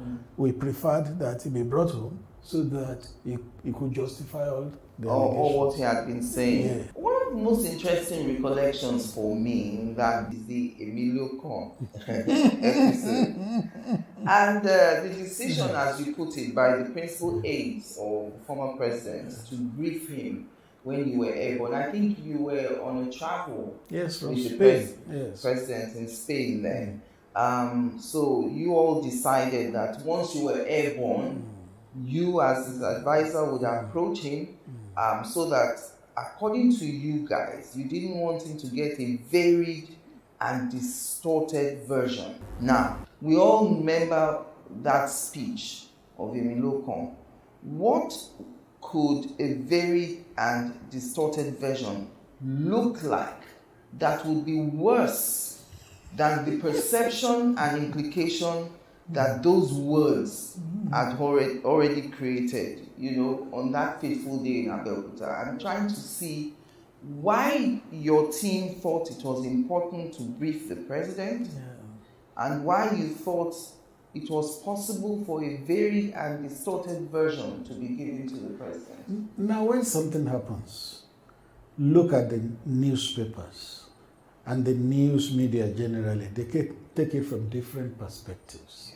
Some on point, some off point. Look at stories that have been written from this book, for instance. A lot have been distorted. Yes. So that was why we felt the president was going to land in Nigeria. He would read the newspapers, and then we didn't want it to be a surprise to him when he saw all the headlines and the papers going in different directions. He will now be wondering what is the truth. Yes. That was why we held that meeting, that once we were airborne, I should approach him and brief him on all that had happened, which I did. What was his reaction? He's a man of few words, very few words. He listened to me patiently, and that's one of his strong points. He listens. Anybody talking to him, he listens patiently. And after it, he said, Ashwaju, you said all that? I'm surprised. He's surprised. Ashwaju, you said all that? And then he said, thank you for coming to brief me. That was and that was it. And that was it. And that was it. But later I learned that later when you go to Asiwaju met him, and I think the iron things yes, out. the iron things out. Because I'm thinking to many of us observers who were watching the events leading up to the election, that speech would be said to have been targeted at the former president. It looked like a resistance. Of course, some of the current president's supporters have always thought that President Buhari was lukewarm at best to President Tinubu's ambition. And so in saying, Emilio Kong, it is my turn, no one can stop me. No matter what you all throw at me, this is my turn. Especially, if you recall, he used the words Olule. He tried the first time, Olule. Tried the second time, Olule. So everyone thought there's only one person who's tried to be president 3 times, and it's President It was not Buhari. in doubt that he was talking about President Buhari. It was not in doubt. But then you see that immediately after that speech openly in Abeokuta, there was a press statement from Bayo Onanuga, who was the spokesman to the presidential campaign then, putting things in proper perspective. It's also in my book. You said lukewarm. Lukewarm is not the word I'll use. Neutral is the one I prefer to use. If a sitting president is lukewarm towards you, Nothing will happen. Nothing will happen. If you know the power that resides in the presidency, you will know that if a sitting president is lukewarm towards you or doesn't want you, nothing will happen in your favor. Yes. The president was just neutral, and he allowed things to play out. And He wanted a level playing field. Which he ensured. With all the candidates. Okay, Yes. so till today, some of Asiwaju's supporters still have it in their minds that President Buhari didn't want Tinubu as his successor. They have a right to their opinion. But recall that even against the electoral law, when the president voted in Daura, he displayed his ballot, showing that he voted APC. So, how else will a man prove that he wanted somebody as his successor than that? Yes. Okay, but there's no doubt that the APC seems to have many blocks, and that's understandable. The 4 parties came together to form that party. Did you, as the head of the Buhari media team, feel at some point that the campaign of Asiwaju was distancing itself from the achievements of the administration that you served? In the run-up to the campaign, when the campaign first started, it looked as if they were going to be campaigning on the achievements of then Governor Bola Ahmed Tinubu as Governor of Lagos, rather than riding on the many achievements of Buhari in the last 8 years, which were the pioneer years of the APC at the presidency. I didn't get that feeling. Maybe if that perception is there, some people try to play it up, but that is not the overriding perception, because President Buhari was with him in many of his campaign stops. Yes. If he didn't want him, one, he would not be there. If not that the Buhari achievements could be played up, he would not be there. Remember, I think the campaign flagged off in Jos. Remember that everyone candidate Tinubu could not speak. He was just saying, Buhari, Buhari, Buhari, when he saw the overwhelming crowd. Without Buhari joining him in that campaign, I was in most of them, it wouldn't have been the same as what we saw. Yes. Because Buhari still, even after 8 years, he still had that cult-like following. Even today, when I go to Daura and he goes out, I go out with him, if you see how people still respond, it's simply wonderful. So I don't have that impression that the Tinubu campaign wanted to distance itself from the achievements of President Buhari. And many times, President Tinubu has also said that Buhari was like their precursor. And when they met at this book launch, you heard what he said. In fact, people were surprised that the president turned up at your book launch. Everyone thought We will see if Tinubu really turns up. He gave his word. And he did. Yes, because I sent him an invitation, and the feedback I got was that he said, "Oh, if you send me additional, I'll come." He is a good person. And since President Buhari is in town, I must be there as a sitting president. And he was true to his word. Well, we'll take a break now. Join us again after the break.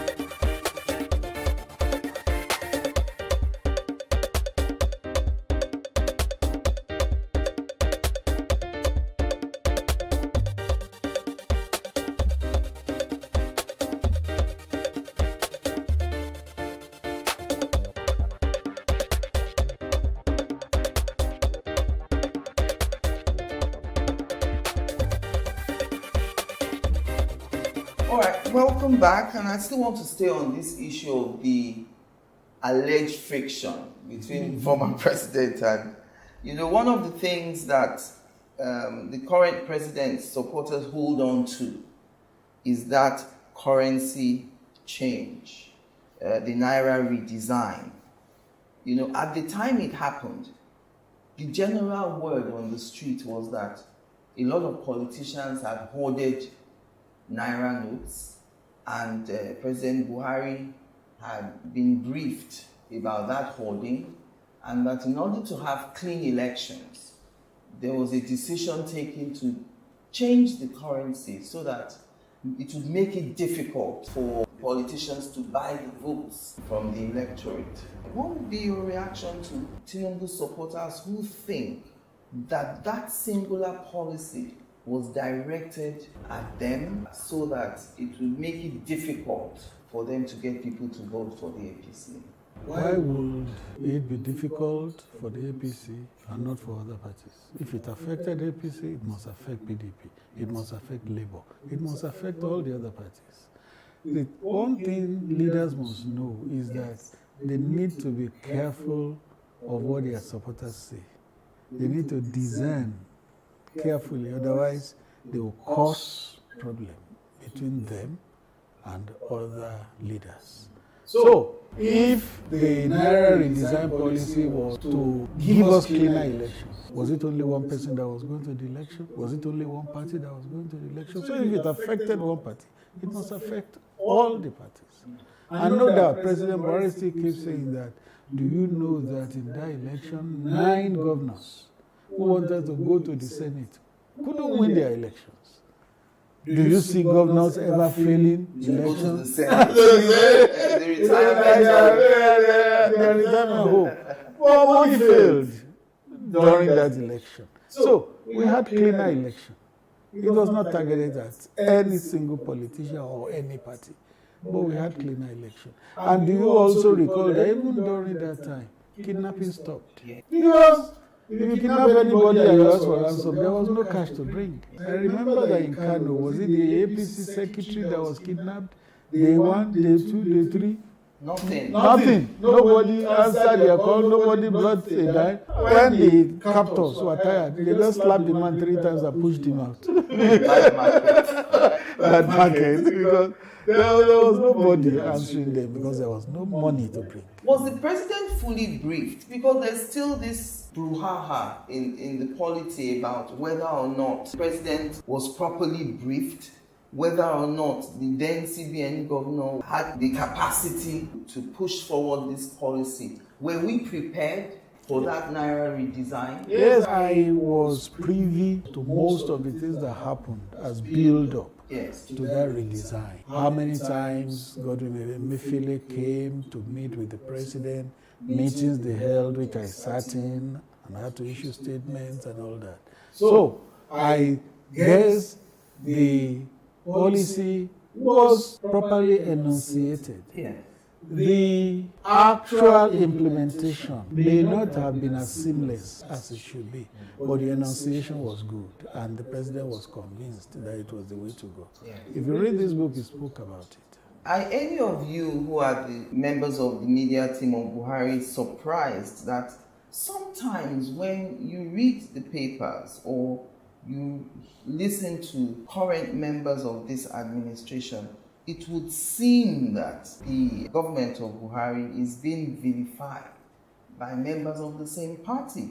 I still remember the current National Security Advisor, Nuhu Ribadu, talking about how this administration inherited almost nothing in terms of kind of economy, and some of them saying things like, oh, the country was run aground for the last 8 years by President Muhammadu Buhari. I mean, the shocking thing for many people is that both Buhari and Tinubu are from the same party. And we're surprised that from the same party would come such harsh words about the former president. Well, I ascribe it to limited knowledge. If you have limited knowledge about something, what should you do? Try to understand it. Yes. Try to read up, try to get information. But if you begin to speak without having done that, the shallowness will come out. So it was limited knowledge that made some people say what they said. And do you know the response of President Buhari to us privately? Said, leave them. Everything is documented. That's what he said. So everything is documented. So he's not worried, he's not fearful if there's a probe? Not at all. During this launch, he was talking about the importance of documentation. That was what he meant. He said nothing was done under the veil of secrecy under his administration, and everything is on record. So those who said what they said, if they had sought to look at the records, they would have been better educated, and so would not have said what they said. Did the president have a preferred successor in that last election? He was neutral. One, if he had a preferred successor, the power that resides in the office of a president is so enormous, nothing will have stopped that person. From emerging. Nothing will have stopped. So when the former Senate president was pushed forward and it was implied that it was President Buhari's choice, that wasn't true at all. There was a statement that came saying the president hadn't endorsed anybody. Okay. He didn't endorse his vice president either? Not anybody. He just said, please go to the primaries, let the best person win. Whoever emerges. And he received many visits from everyone who was aspiring. Oh yes, that's the right thing to do. He was the father of the country. So a good father should create a level playing field and bless anybody aspiring. But you know that all those who were coming to tell him were obviously coming to tell him because, they thought... They were endorsed. Yes. Well, maybe they didn't know President Buhari enough.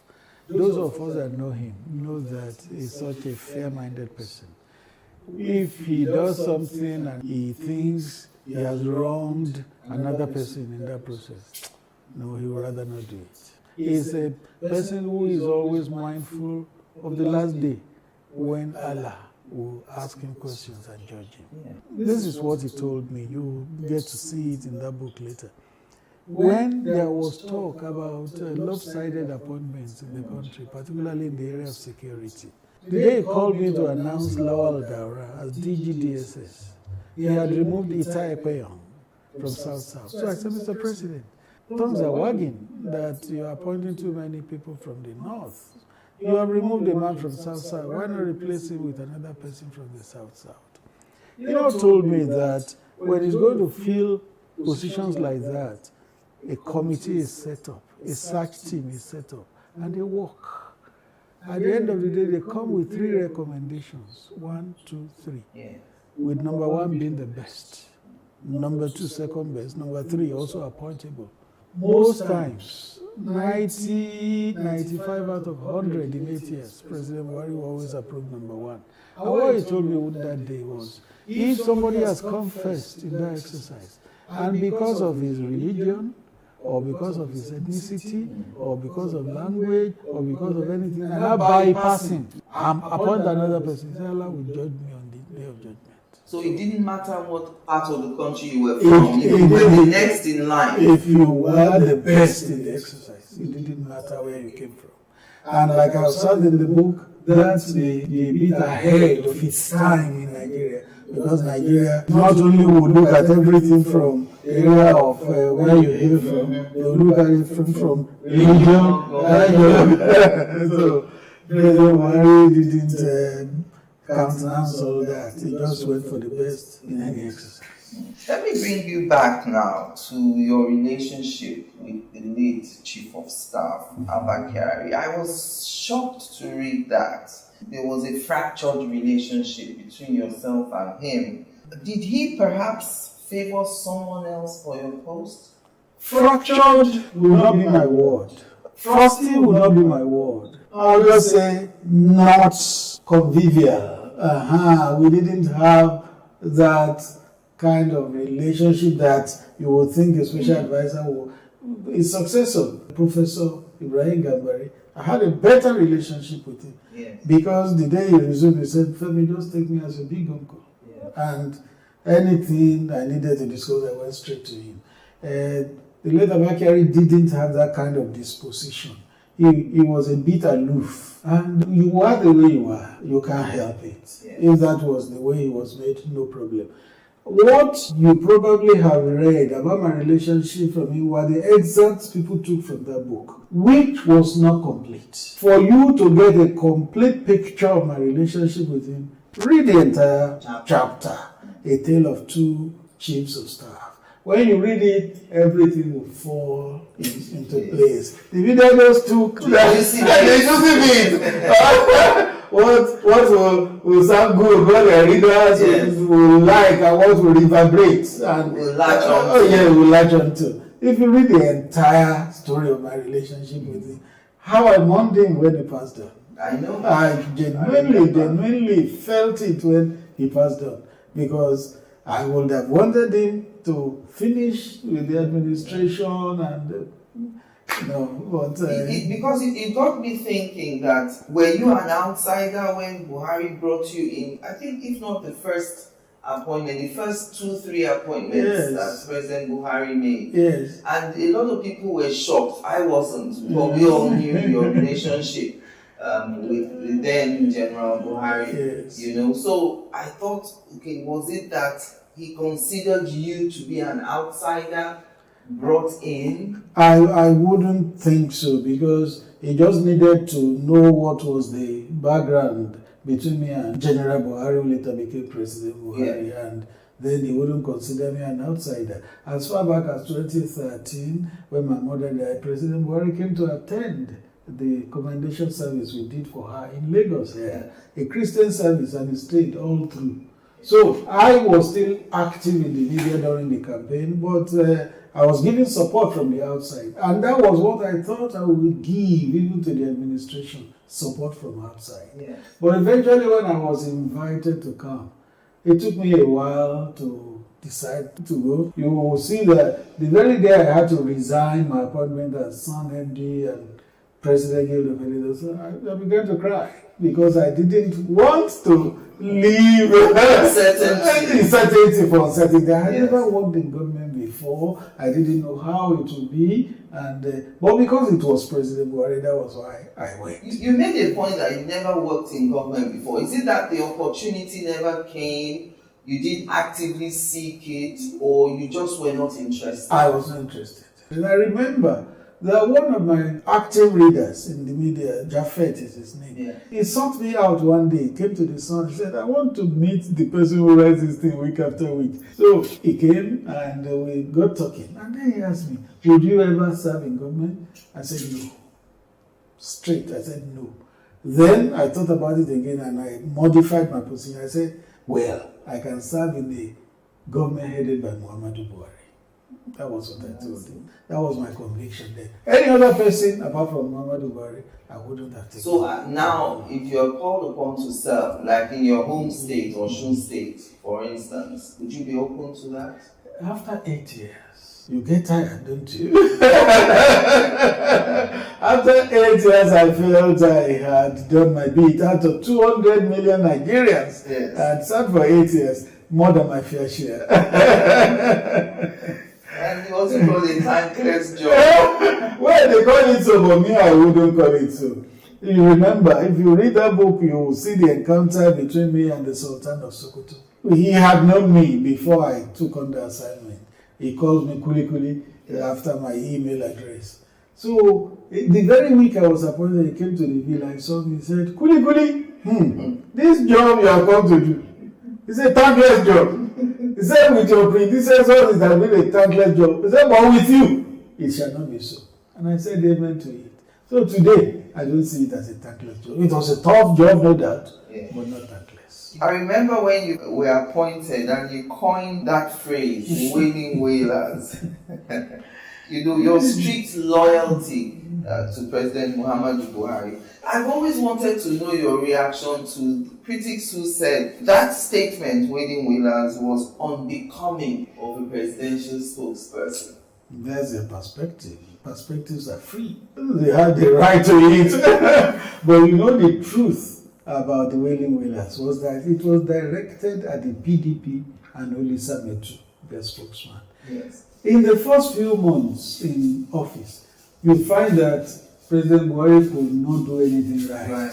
Anything he did, Olisa Metu will issue a statement. If it rained heavily, he will issue a statement. If it didn't rain at all, it was Buhari's fault. If you saw a wall gecko in his house, Buhari turned to that wall gecko. And all that. One day I now said, what is this? I now did a tweet that these people, they are forgetting that they have lost power. And they will be out of power for a long time. Wailing wailers. That was my tweet. Now, it was directed at Olisa Metu and his party. But anti-Buhari elements online say, oh, he's abusing us, he has called us wailing wailers. So they appropriated that tag to themselves. If they decided to appropriate it, I left them. They were welcome to take it.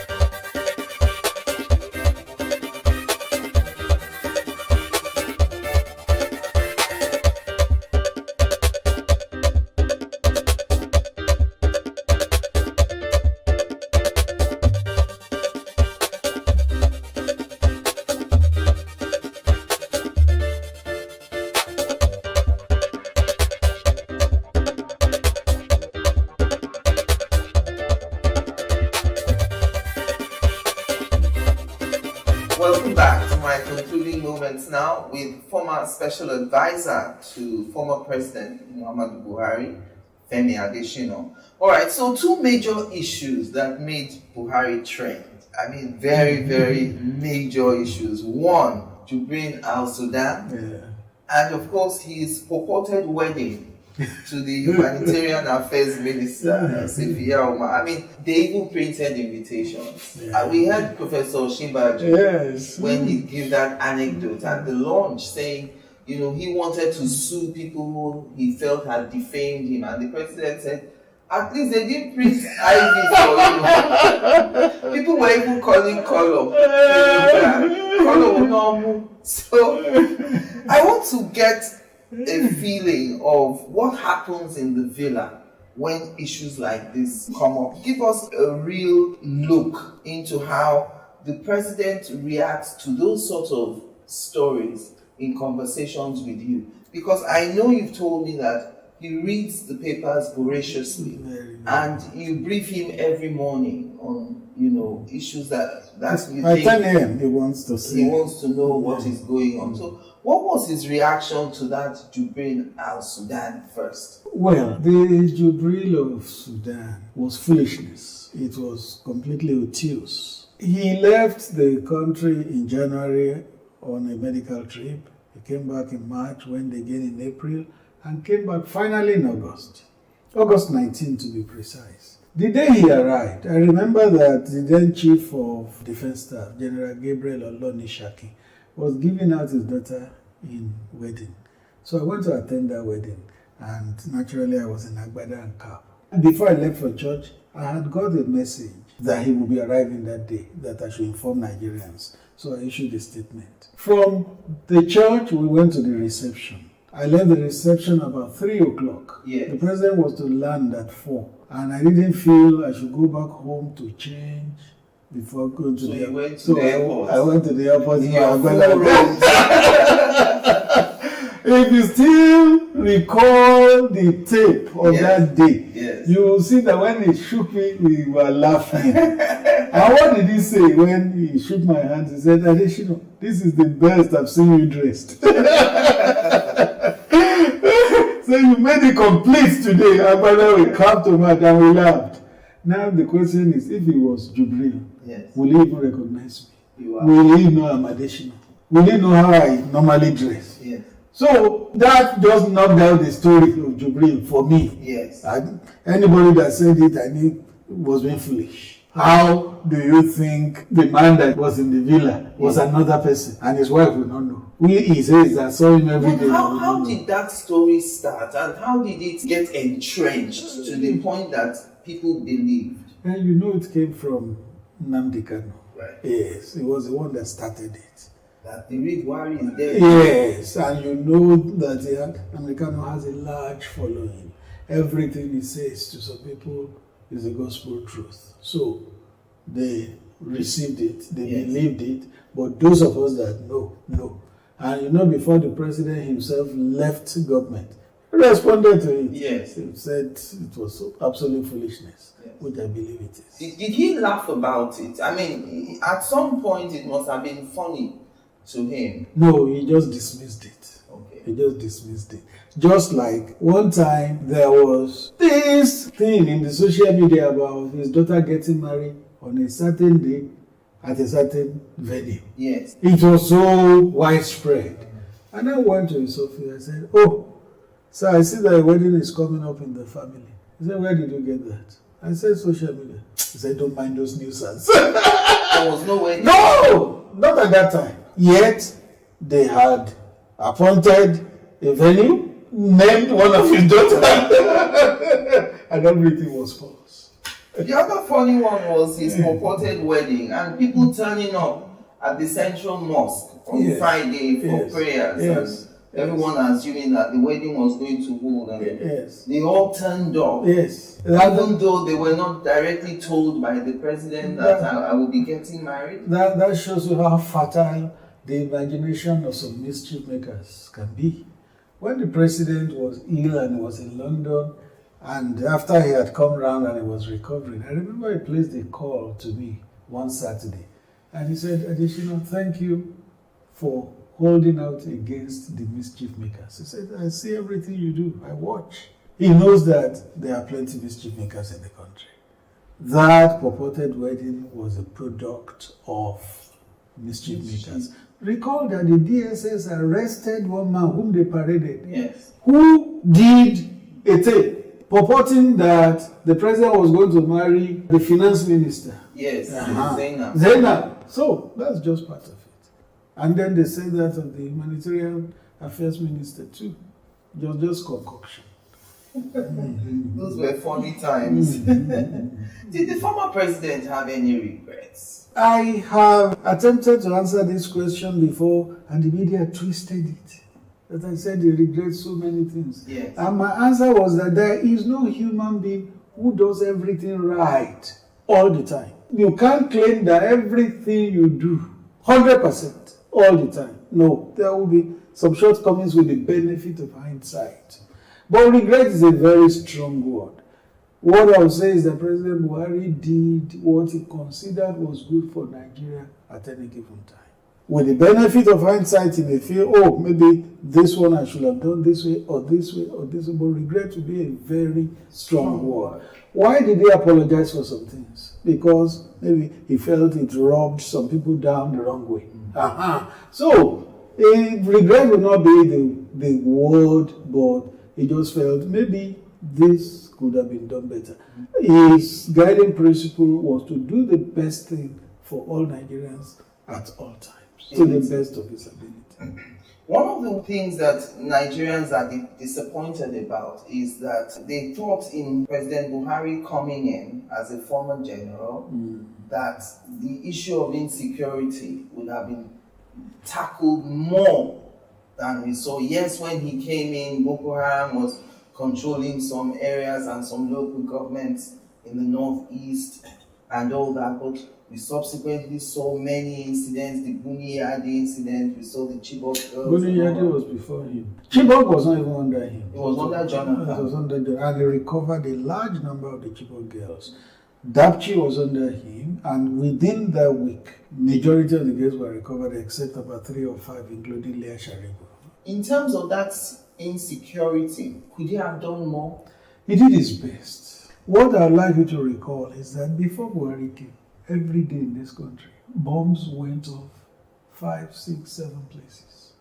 Daily. In fact, we, our friends of Ruben Abati, used to even jest that Ruben already had a template for his statements of bombing. He just would change the time and the date. Because there could be 7 bomb blasts in one day. Yes. He would just fit in the venue and the time to differentiate it from the last one he issued. But by the time Buhari left, did you still hear bombs? No, you didn't hear bombs. Schools were being bombed, markets were being bombed, motor parks were being bombed, lives were lost in hundreds. He had made tremendous progress on the security front. It was not fully accomplished, yes, but a lot had been achieved. Those who live in the Northeast will say it better. I remember that in his last year in office, February of 2023, we went to Yobe. We were in the palace of the Emir, who told us that previous years nobody could stay in that palace. Everybody had evacuated, including himself, the Emir. He said they put $1 billion in that palace. Nobody but you were to go in there to say you want to take that money. Because Boko Haram was sitting there. But by that time, the emirs had returned to their palaces. Orientation camps for MYs that had been shut down had resumed. Roads that were impassable had resumed. President Buhari did a lot in terms of combating insecurity. It was not fully accomplished, but that is why governance is a continuum. Yes. Wherever one government stops, another one continues. No government can do everything. I've never seen that government. Chapter 21 of your book, you talk about the official trips. Total trips made by President Buhari were 94, 19 trips in 2016, 2023 and 2021, 5 trips each. 2020, 2 trips. I wondered why you only did 2 trips in 2020. 2020? Yes. No, it couldn't have been 2 trips. The only year that the trips were limited was 2017, the year when he had his medical challenge. Yes. And then 2020 was the COVID lockdown, that year too. Yes, that's why. Yes. That's why. You know, COVID came December 2019, 2020 was the year of lockdown. From January to August, September, there was nothing happening internationally. Even the UN General Assembly that we used to attend every September was done virtually. So the world was locked down. What do you say to critics who say, well, 94 trips in 8 years, but nothing to show for it? Well, it's a language they like, the critics. Nothing to show for it. They will see Second Niger Bridge, still nothing to show for it. They will see Lagos Ibadan Expressway, nothing to show for it. They never see anything. They will see Local Oweto Bridge, nothing to show for it. That's their language. What do you consider to be President Buhari's legacy projects? The projects that will stand him out in years to come? Infrastructure first. Do you know that Bonny never had a road? The Bodo-Bonny Bridge is on as we speak. In the first time in the history of Nigeria, Bonny will be linked by road, and history will have it that it was under President Buhari. Second Niger Bridge, President Buhari. Local Oweto Bridge that links North Central has cut travel time by about 3 hours. It was under President Buhari. Lagos Ibadan Expressway, since it was made in 1978, had never been done all over again. Now it is there. I remember reading a tweet by Dele Momodu, who is one of the Buhari critics. Yes. He said he left Oshogbo And he was surprised to find himself in Lagos in about 2 hours. That was the same journey that would take you 6 hours before Buhari. Because Lagos-Ibadan Expressway, you can do it in 1 hour. So those are things to remember President Buhari for. And then that's in the area of infrastructure. There are many others. But for me, one very important thing that Nigeria should never forget is that the economy was diversified. Our economy had been mainly monoproduct, oil. All governments before Buhari had paid lip service to diversifying the economy. They never got it done.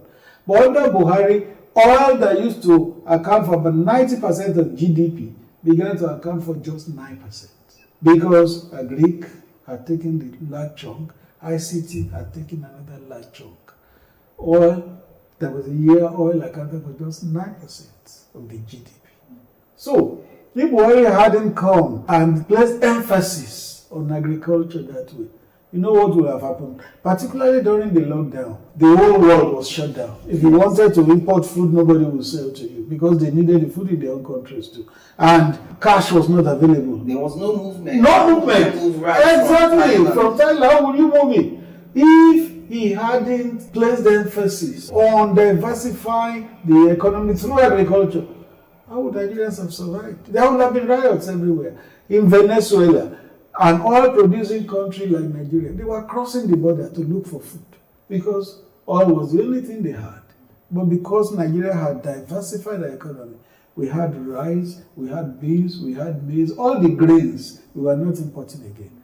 So I think that will stand Buhari's regime in good stead, that really Nigerian economy became diversified and oil was no longer the mainstay of the economy under Buhari.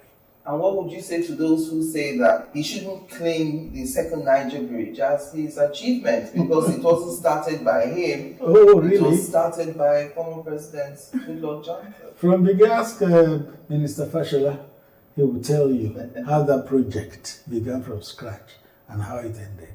Buhari is not tussling with anybody. Do you know that a lot of projects that were started by his predecessors, he completed them? That shows you that... Is there anything wrong with completing projects? Exactly. You know, PDP was, I don't want to say foolish, unsmart. PDP was unsmart enough to say, it is our project that is completing. Is there anything wrong with that? Is that not why governance is a continuum? The second Niger Bridge from scratch was a Buhari project. Minister Fashola told me, and I recall he told you in a documentary you did, that when he was appointed, President Buhari called him to the office and said, there are 3 or 4 projects I want you to do for me. 1, second Niger Bridge. 2, Lagos-Ibadan Expressway. 3, Enugu-Onitsha Expressway. And 4, Abuja-Zaria-Kaduna-Kano Road. He said, give me those 4 projects and you can do whatever you like after that. That's President Buhari for you. Well, you talked about Dr. Reuben Abati earlier on, and I remember when his term was over as special advisor, he had written this article when he said, when the phone stops ringing. Mm-hmm. So I wanted to ask you, now that you've left office as special advisor, has your phone stopped ringing? There's no difference. No difference between how I received calls when in office and how I receive now. In fact, when my phones begin to ring back to back, my wife will say, don't they know you are no longer in government? There's no difference, really. Because before I went into government, my phones were very busy. In government, very busy. Out of government, still very busy. All right, so on a final note, I want to take you back to November 2015. You were coming on a trip from Malta. No, going to Malta with President Buhari. You talk about wind share. I'm just imagining all of you on that flight. Were you all giving each other the look as if is this the end? This is how that plane is structured. There are about 3 compartments at the tail of the plane. You had the security people and some media people. They sit there. In the midsection, you had the senior aides there. I usually also will sit there. The president had his own cabin, but to keep the president company, they will invite 1 or 2 senior aides to sit with him. So on that day on the trip to Malta, I was sitting with him in his cabin. It was an uneventful flight. When we were about landing, the pilot announced that we were to land and all that. Suddenly, as the plane was about touching down. Began to go zig, zag, zig, zag. We were looking at one another. When he now touched the tarmac with force, it was going to turn around to face where it was coming from. President said, "What kind of landing is this?" And then the pilot came to us from the cockpit and he said, "Mr. President and distinguished passengers on board, what we just experienced is what is called wind shear, when the direction of the wind suddenly changes." And that was how it happened. We'll fly according to the direction of the wind. So when that direction changes, it swings the plane. Yes. The plane almost turned back to face where it was coming. It was really a tough one. But we thank God that the pilots were experienced. That was scary. It was. But President said to say, "What kind of landing is this?" I mean, imagine if you are the pilot or the president, you don't really want anything. No, that's why it must be the best set of. Are there Nigerian pilots flying? They are all Nigerians. Most of them are from the Air Force. We have a sprinkle of some others who are civilians, but most of them are from the Air Force. I want to tell you that it's a big relief that we finished the assignment, we finished it well, we finished it in one piece. We finished it with our names intact. It is good. And the FCC is not coming out. No, not even. You said just yet. It will not happen because it was a media office. Like I said in my book, in the first 5 years, we didn't even have a budget. So what will you FCC come to look at? What will they come to look at? So, and the way I was brought up, my father inculcated it in us. Honesty is the best policy. He got us to recite it as children. Honesty is the best policy. If there had been a budget of billions in my office, everything would be accounted for. That is the way I was brought up. Thank you very much, Mr. Adesina, for speaking with me today. Thank you for watching. Thank you. I'm Angela Ajitumobi.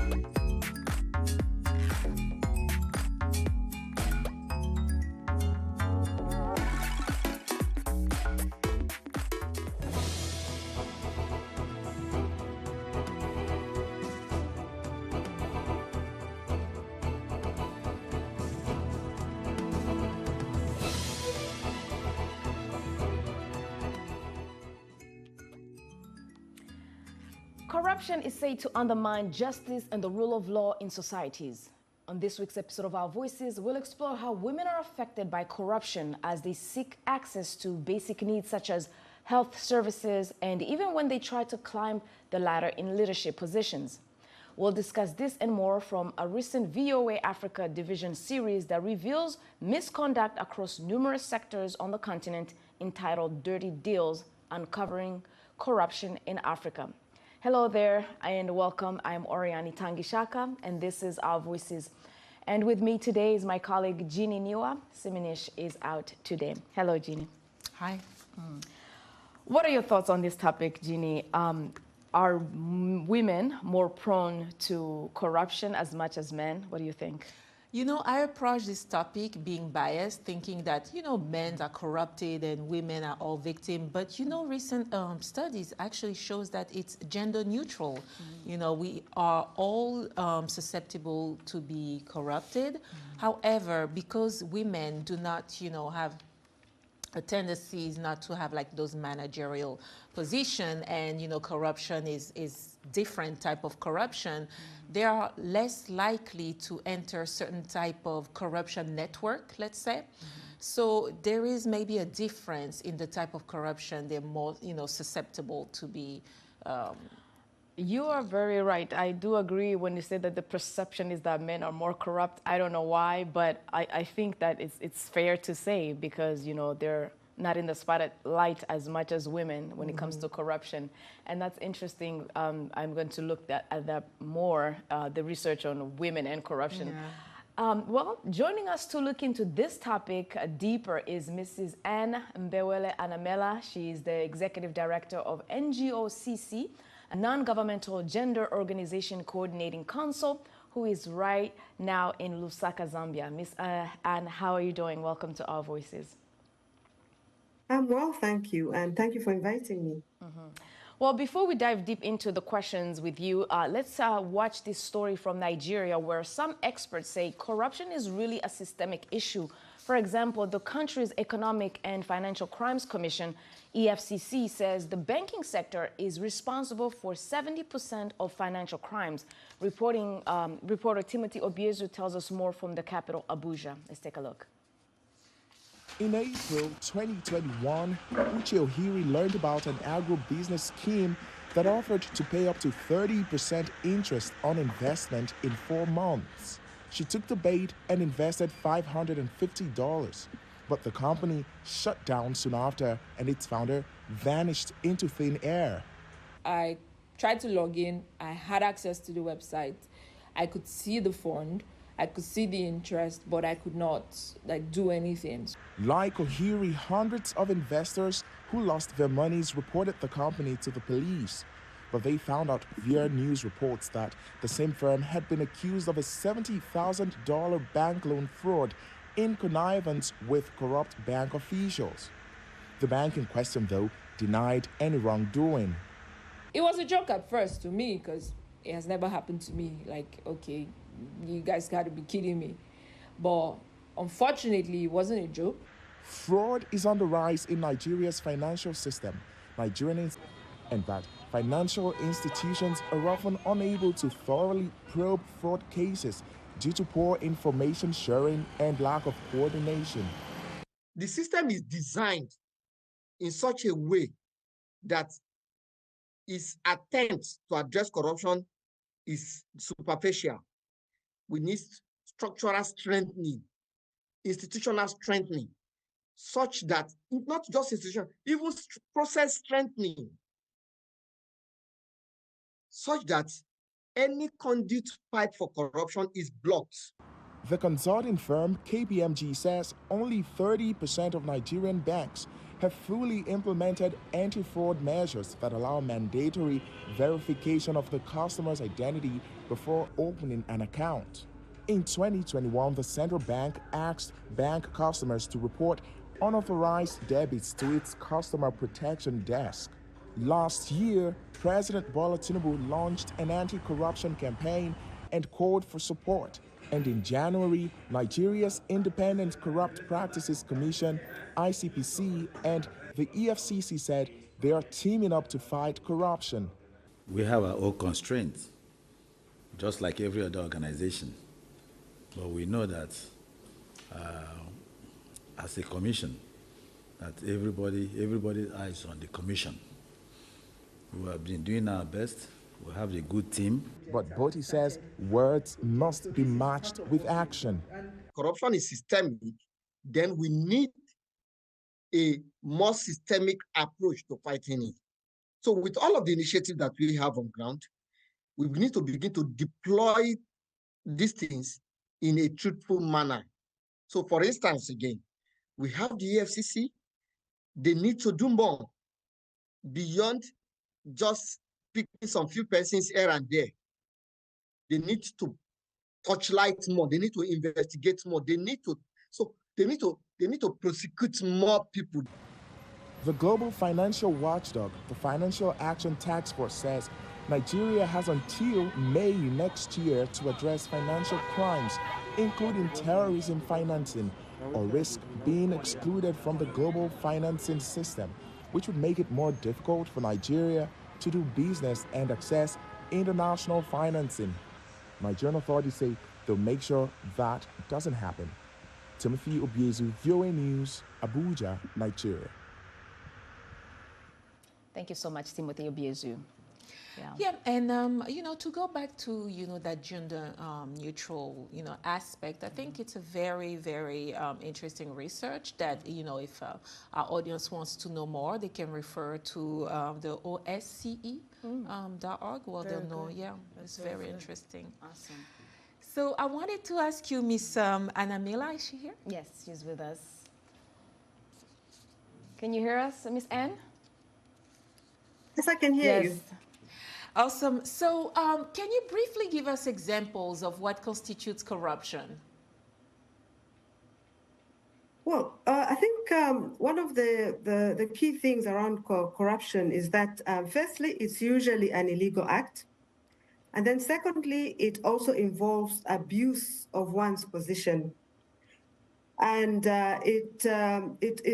it also is about that person that is initiating the corrupt action, gaining some sort of advantage out of it. So normally corruption involves solicitation of whether it's financial or material gain for that person that is corrupt.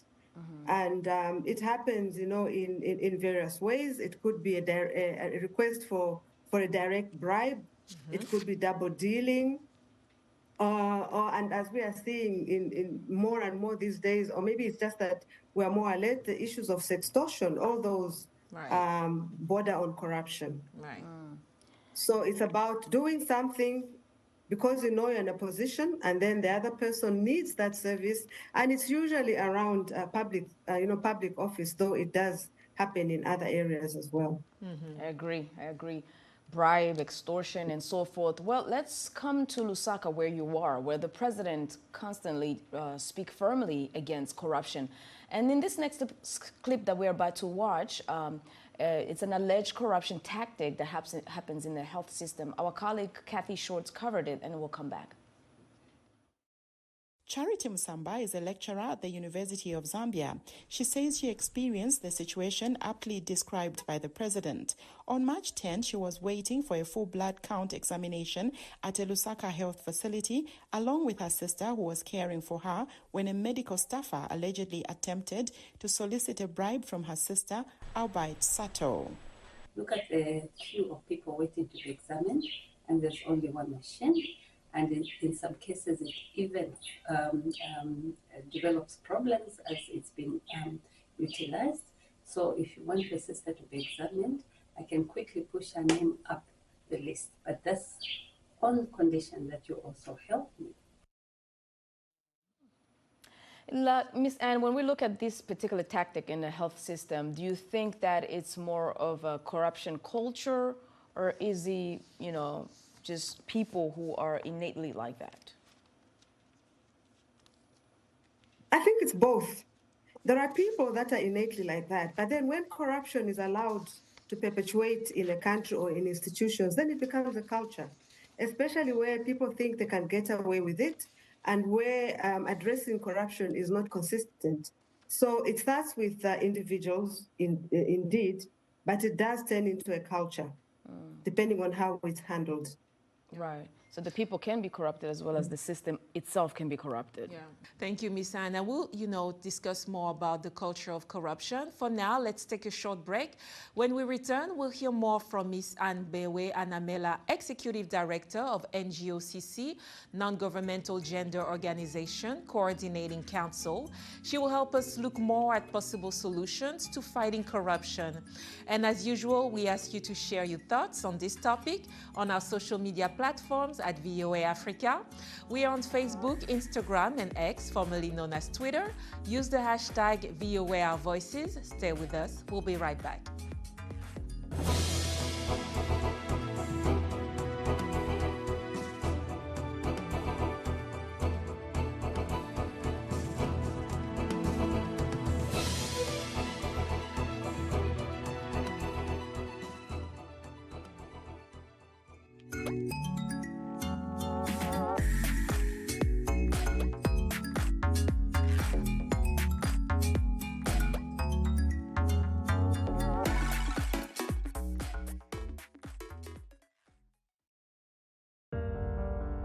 In times of change, when the world seems uncertain, and what we hear doesn't reflect what we see, we seek the truth.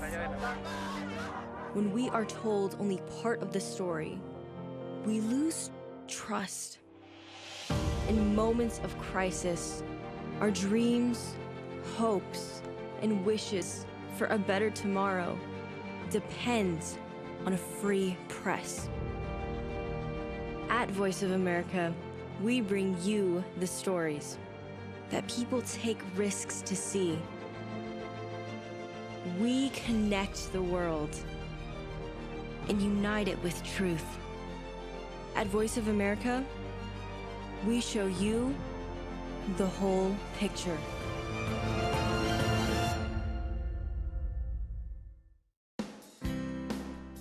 Health, wellness, sport, beauty, medical breakthroughs. Healthy Living cares about your well-being. What are the main health concerns in Africa and around the world? Find out the latest on coronavirus.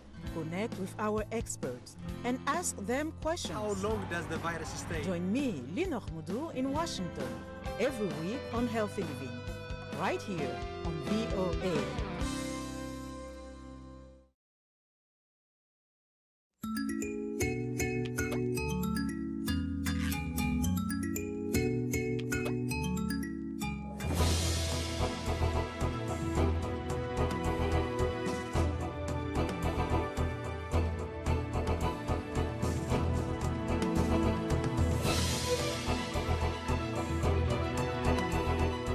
Welcome back. You're tuned into Our Voices. We're discussing corruption and how women are affected and also which part they play in it.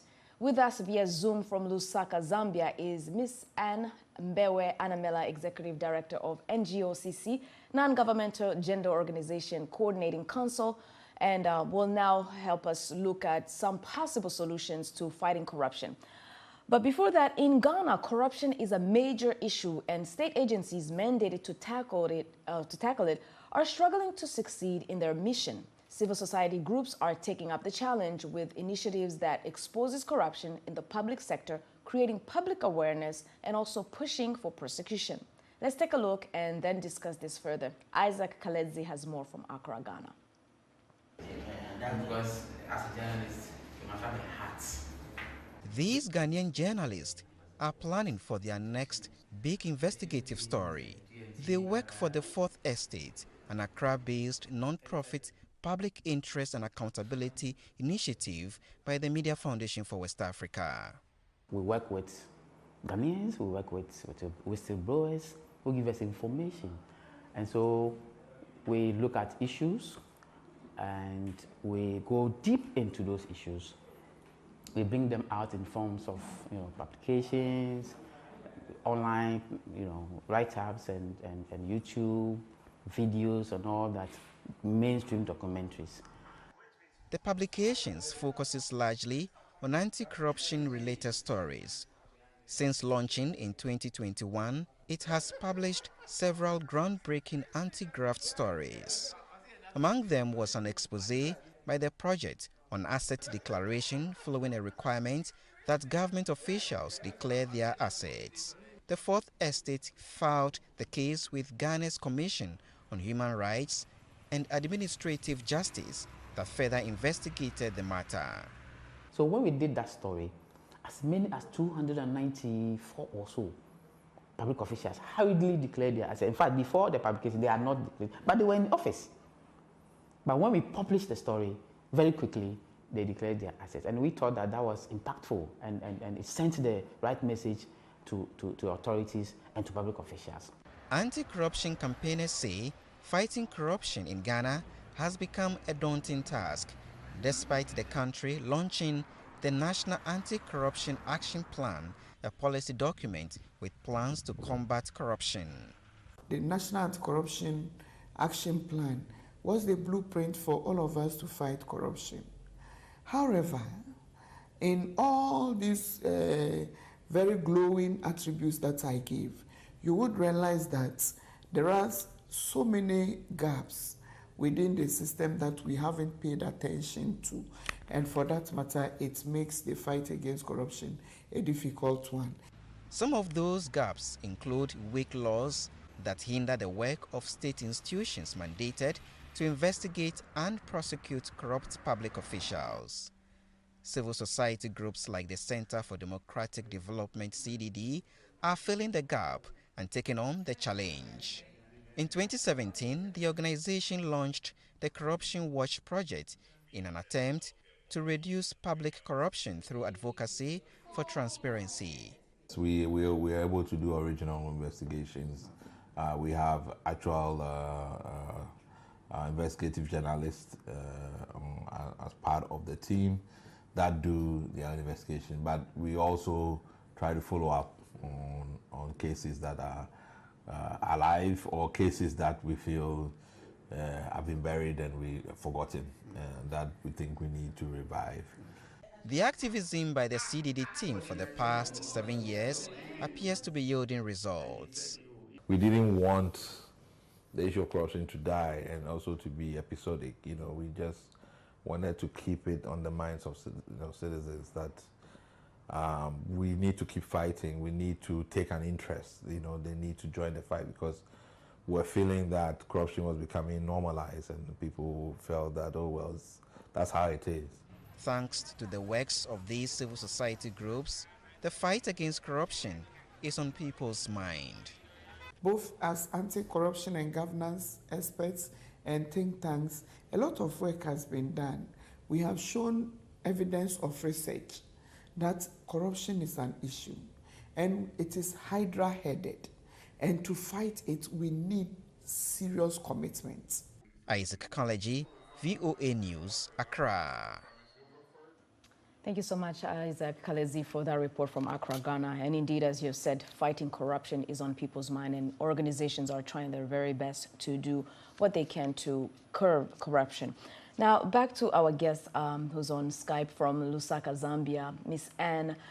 Now, I often see police officers on the road when I'm on the continent, and they're in the heat of the day, and from what I can gather, their salaries are very small. Is increasing salary in government or civil service positions a sustainable solutions to curbing corruption, especially on the road when you are out and about? Well, I think it's okay. That's part of the solution, but there is more to it.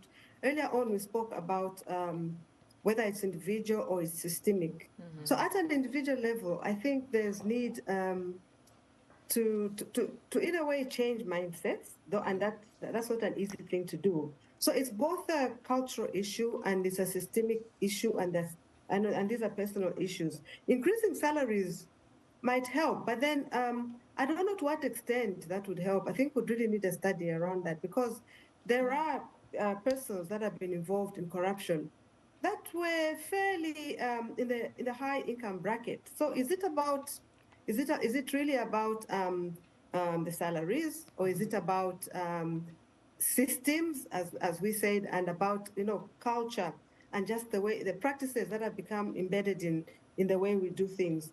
So if we were to, for instance, go by the route of increasing salaries, that of course would speak to issues around how the economy is growing and how that growth is sustained in order to sustain higher salaries.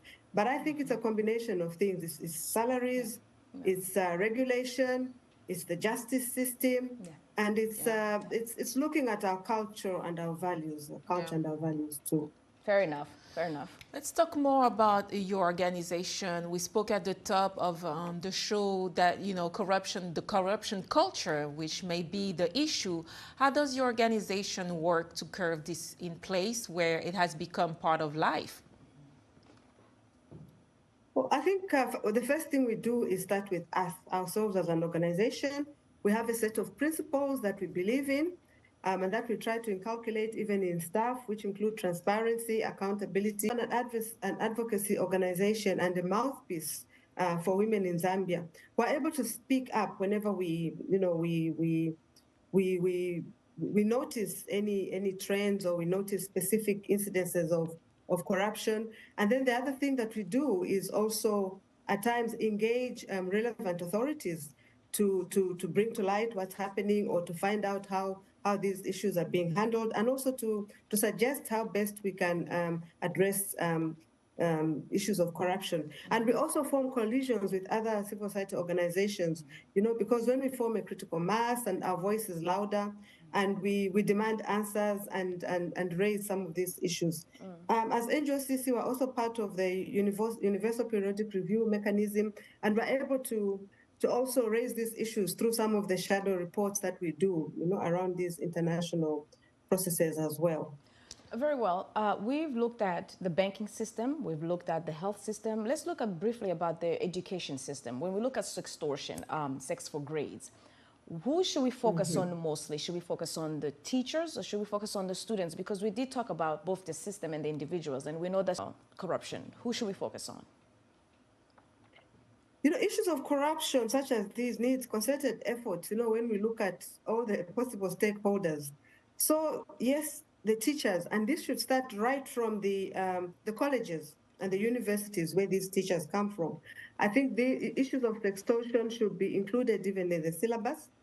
And when they get into the schools, when they're, taken to the schools now, the school system also should have a system that can allow students to report these incidences without any negative repercussions, and also allow teachers to address these issues, because as you rightly said, sometimes it's both ways. It's the teachers and it's others, that's the students themselves soliciting. So it needs to start there, and then besides that, we have we need other regulatory authorities that will ensure that the schools, the universities, and all these other learning institutions are regulated in a way that will first ensure that, for example, we as civil societies could help by ensuring that we sensitize both students and teachers, lecturers against these practices, but also where there are laid down rules and regulations in an organization, even around reporting and around action when these reports are received. There should be regulatory institutions that do their work.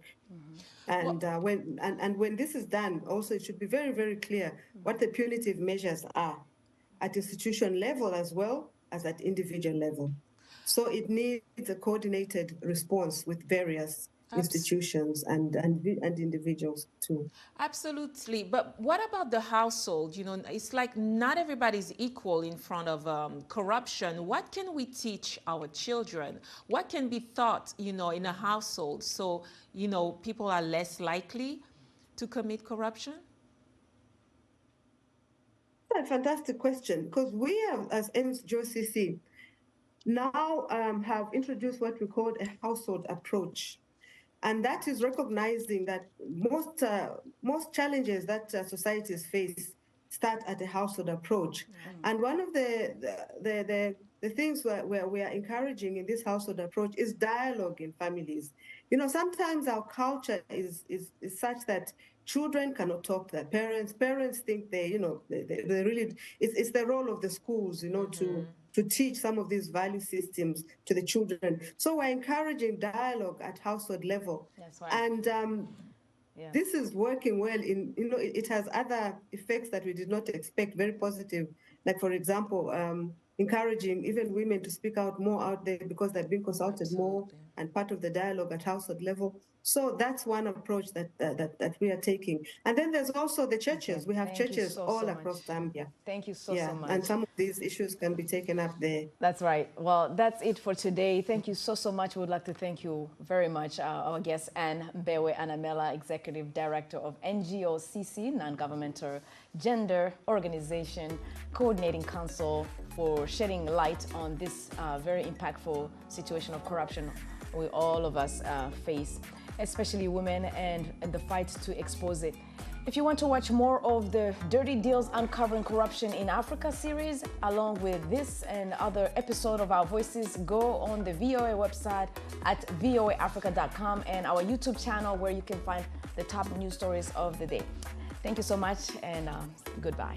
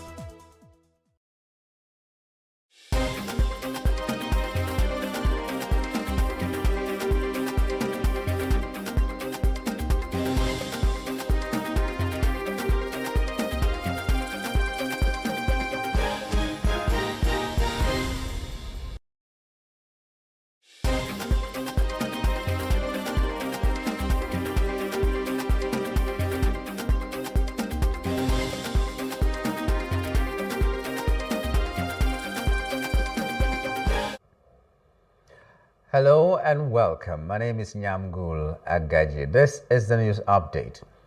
The Chief of Defense Staff, CDS, General Christopher Musa, has bemoaned military takeover in some West African countries, saying it has created unintended consequences and threatened democratic values in the region. He spoke at the 42nd Ordinary Meeting of the ECOWAS Committee of Chiefs of Defense Staff in Abuja on Wednesday. General Musa said the threat of military takeover must be destroyed, adding that it negates the core values and responsibilities of the military profession. He added that in the democratic countries, the military must uphold democratic values in line with the principles of their constitutions. Also, the Minister of Defense, Mohamed Abubakar, and his Foreign Affairs counterpart, Yusuf Tuga, challenged the service chiefs from the regional bloc to tackle terrorism through effective collaboration to combat illicit movement of small arms and light weapons in the West African sub-region. The meeting held at the defense headquarters in Nigeria's capital city, Abuja, and had regional security as one of its agenda at a time the bloc is considering the establishment of a force that will counter security challenges. Challenges like the military coup in some countries in the region have had unintended consequences and have threatened our collective democratic values. This trend must be discouraged as it negates our core responsibilities as military professionals. Let me therefore use this opportunity to emphasize that as democratic countries, we, the military, must uphold democratic values in line with our various constitutions. The activities of terrorist armed groups and violent extremist groups, intercommunal conflicts, as well as transnational organized crime networks, including cyber insecurity, banditry, misinformation and disinformation, have continued to undermine peace and security in our region. The federal government of Nigeria has issued a stern warning to foreign countries against meddling in the nation's internal affairs. The Minister of Foreign Affairs, Ambassador Yusuf Tuga, issued the warning on Wednesday while briefing members of the diplomatic corps in Abuja, highlighting the significance of cordial international relationships. The minister called for continued collaboration from the international community to support Nigeria's effort in overcoming its current challenges and achieving a better future for all Nigerians. Tuga, who reiterated the government's effort to work hard through the various reforms programs and measures to address challenges facing Nigeria and Nigerians, stressed that no nation tolerates foreign interference in its domestic affairs and that of its citizens, adding that Nigeria is not an exception.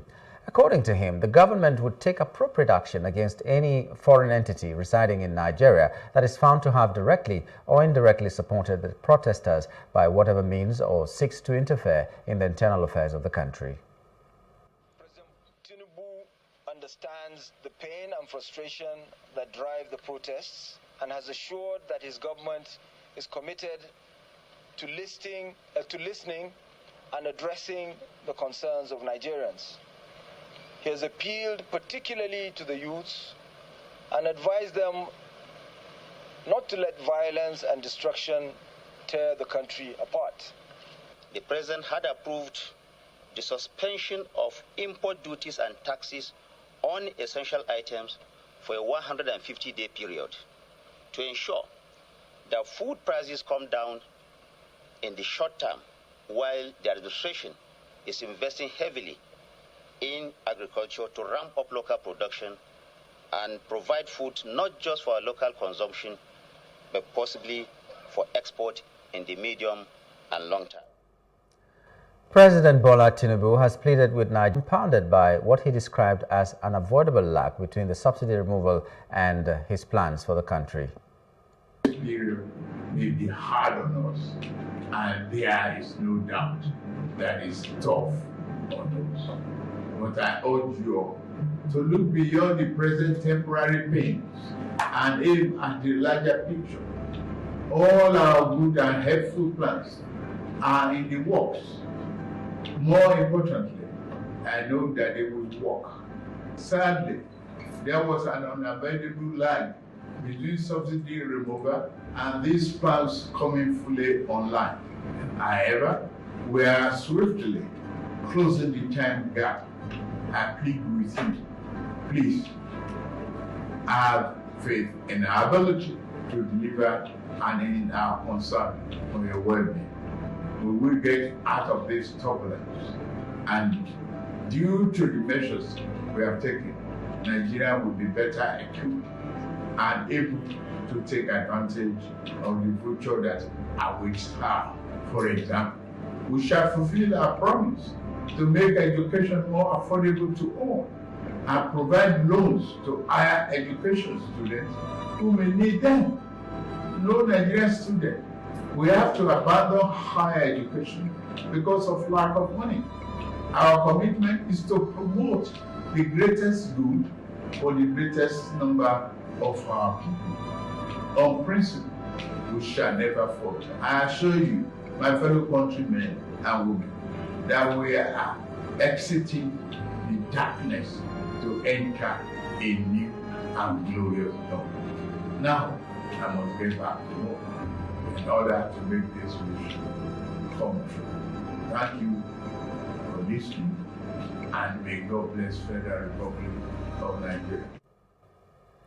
The House of Representatives on Wednesday explained why it is yet to donate half of its members' salaries as promised. According to the spokesperson of the House, Rotimi Akin, the lower chamber remains committed to the 50% deduction in the lawmakers' salaries. The lawmakers in July agreed to cut their salaries by 50% for 6 months in solidarity with the Nigerians over economic hardship and hunger experienced by the citizens. To Akin, instructions for adjusting salaries had since been issued and would be enforced moving forward to ensure its pledge is fully realized. He called for patience, assuring that the House would adhere to its promise and sustained efforts to earn the trust and confidence of all Nigerians. The spokesman also clarified that each member of the House takes 600,000 naira as monthly salary against the 900,000 naira which is being speculated. The Group Chief Executive Officer GCEO of the Nigerian National Petroleum Company NNPC Limited, Mele Kyari, has decried the impact of smuggling on the oil sector or in the oil sector. He stated this on Wednesday before a Senator Okpeyemi Bamidele-led ad hoc committee in Abuja on alleged economic sabotage in the petroleum industry. The NNPCL boss also said personnel of the company have nothing to do with substandard importation of petroleum products into the country. Kyari said that as the GCEO of the company, he has faced undue media attacks from persons doing everything to create the impression that NNPCL is sabotaging the nation's economy. According to him, the company is faithful and will not lie to the country. He further said that the oil and gas industry is bleeding and that there are things he knows but cannot talk about in public until the time comes. Heavily armed security personnel stormed and raided the headquarters of the Nigeria Labour Congress NLC in Abuja on Thursday. According to the union, the operatives stormed the Labour House, as its headquarters is called, around 8:30 p.m. The NLC is not immediately able to ascertain all the things taken away from its offices. The raid, which was carried out 6 days after the End Bad Governance protest started, has been blasted by the union, that also demanded the immediate withdrawal of the security operatives from its headquarters, adding that even in what they termed the dark days of military rule, NLC secretariats were never invaded and ransacked by security agents. The Nigeria Immigration Service, NIS, has suspended an Assistant Superintendent of Immigration 2, ASI 2, Okpravero Uforma, for allegedly soliciting financial gratification from a traveler. In a statement, a spokesman for the service, Kenneth Udo, said they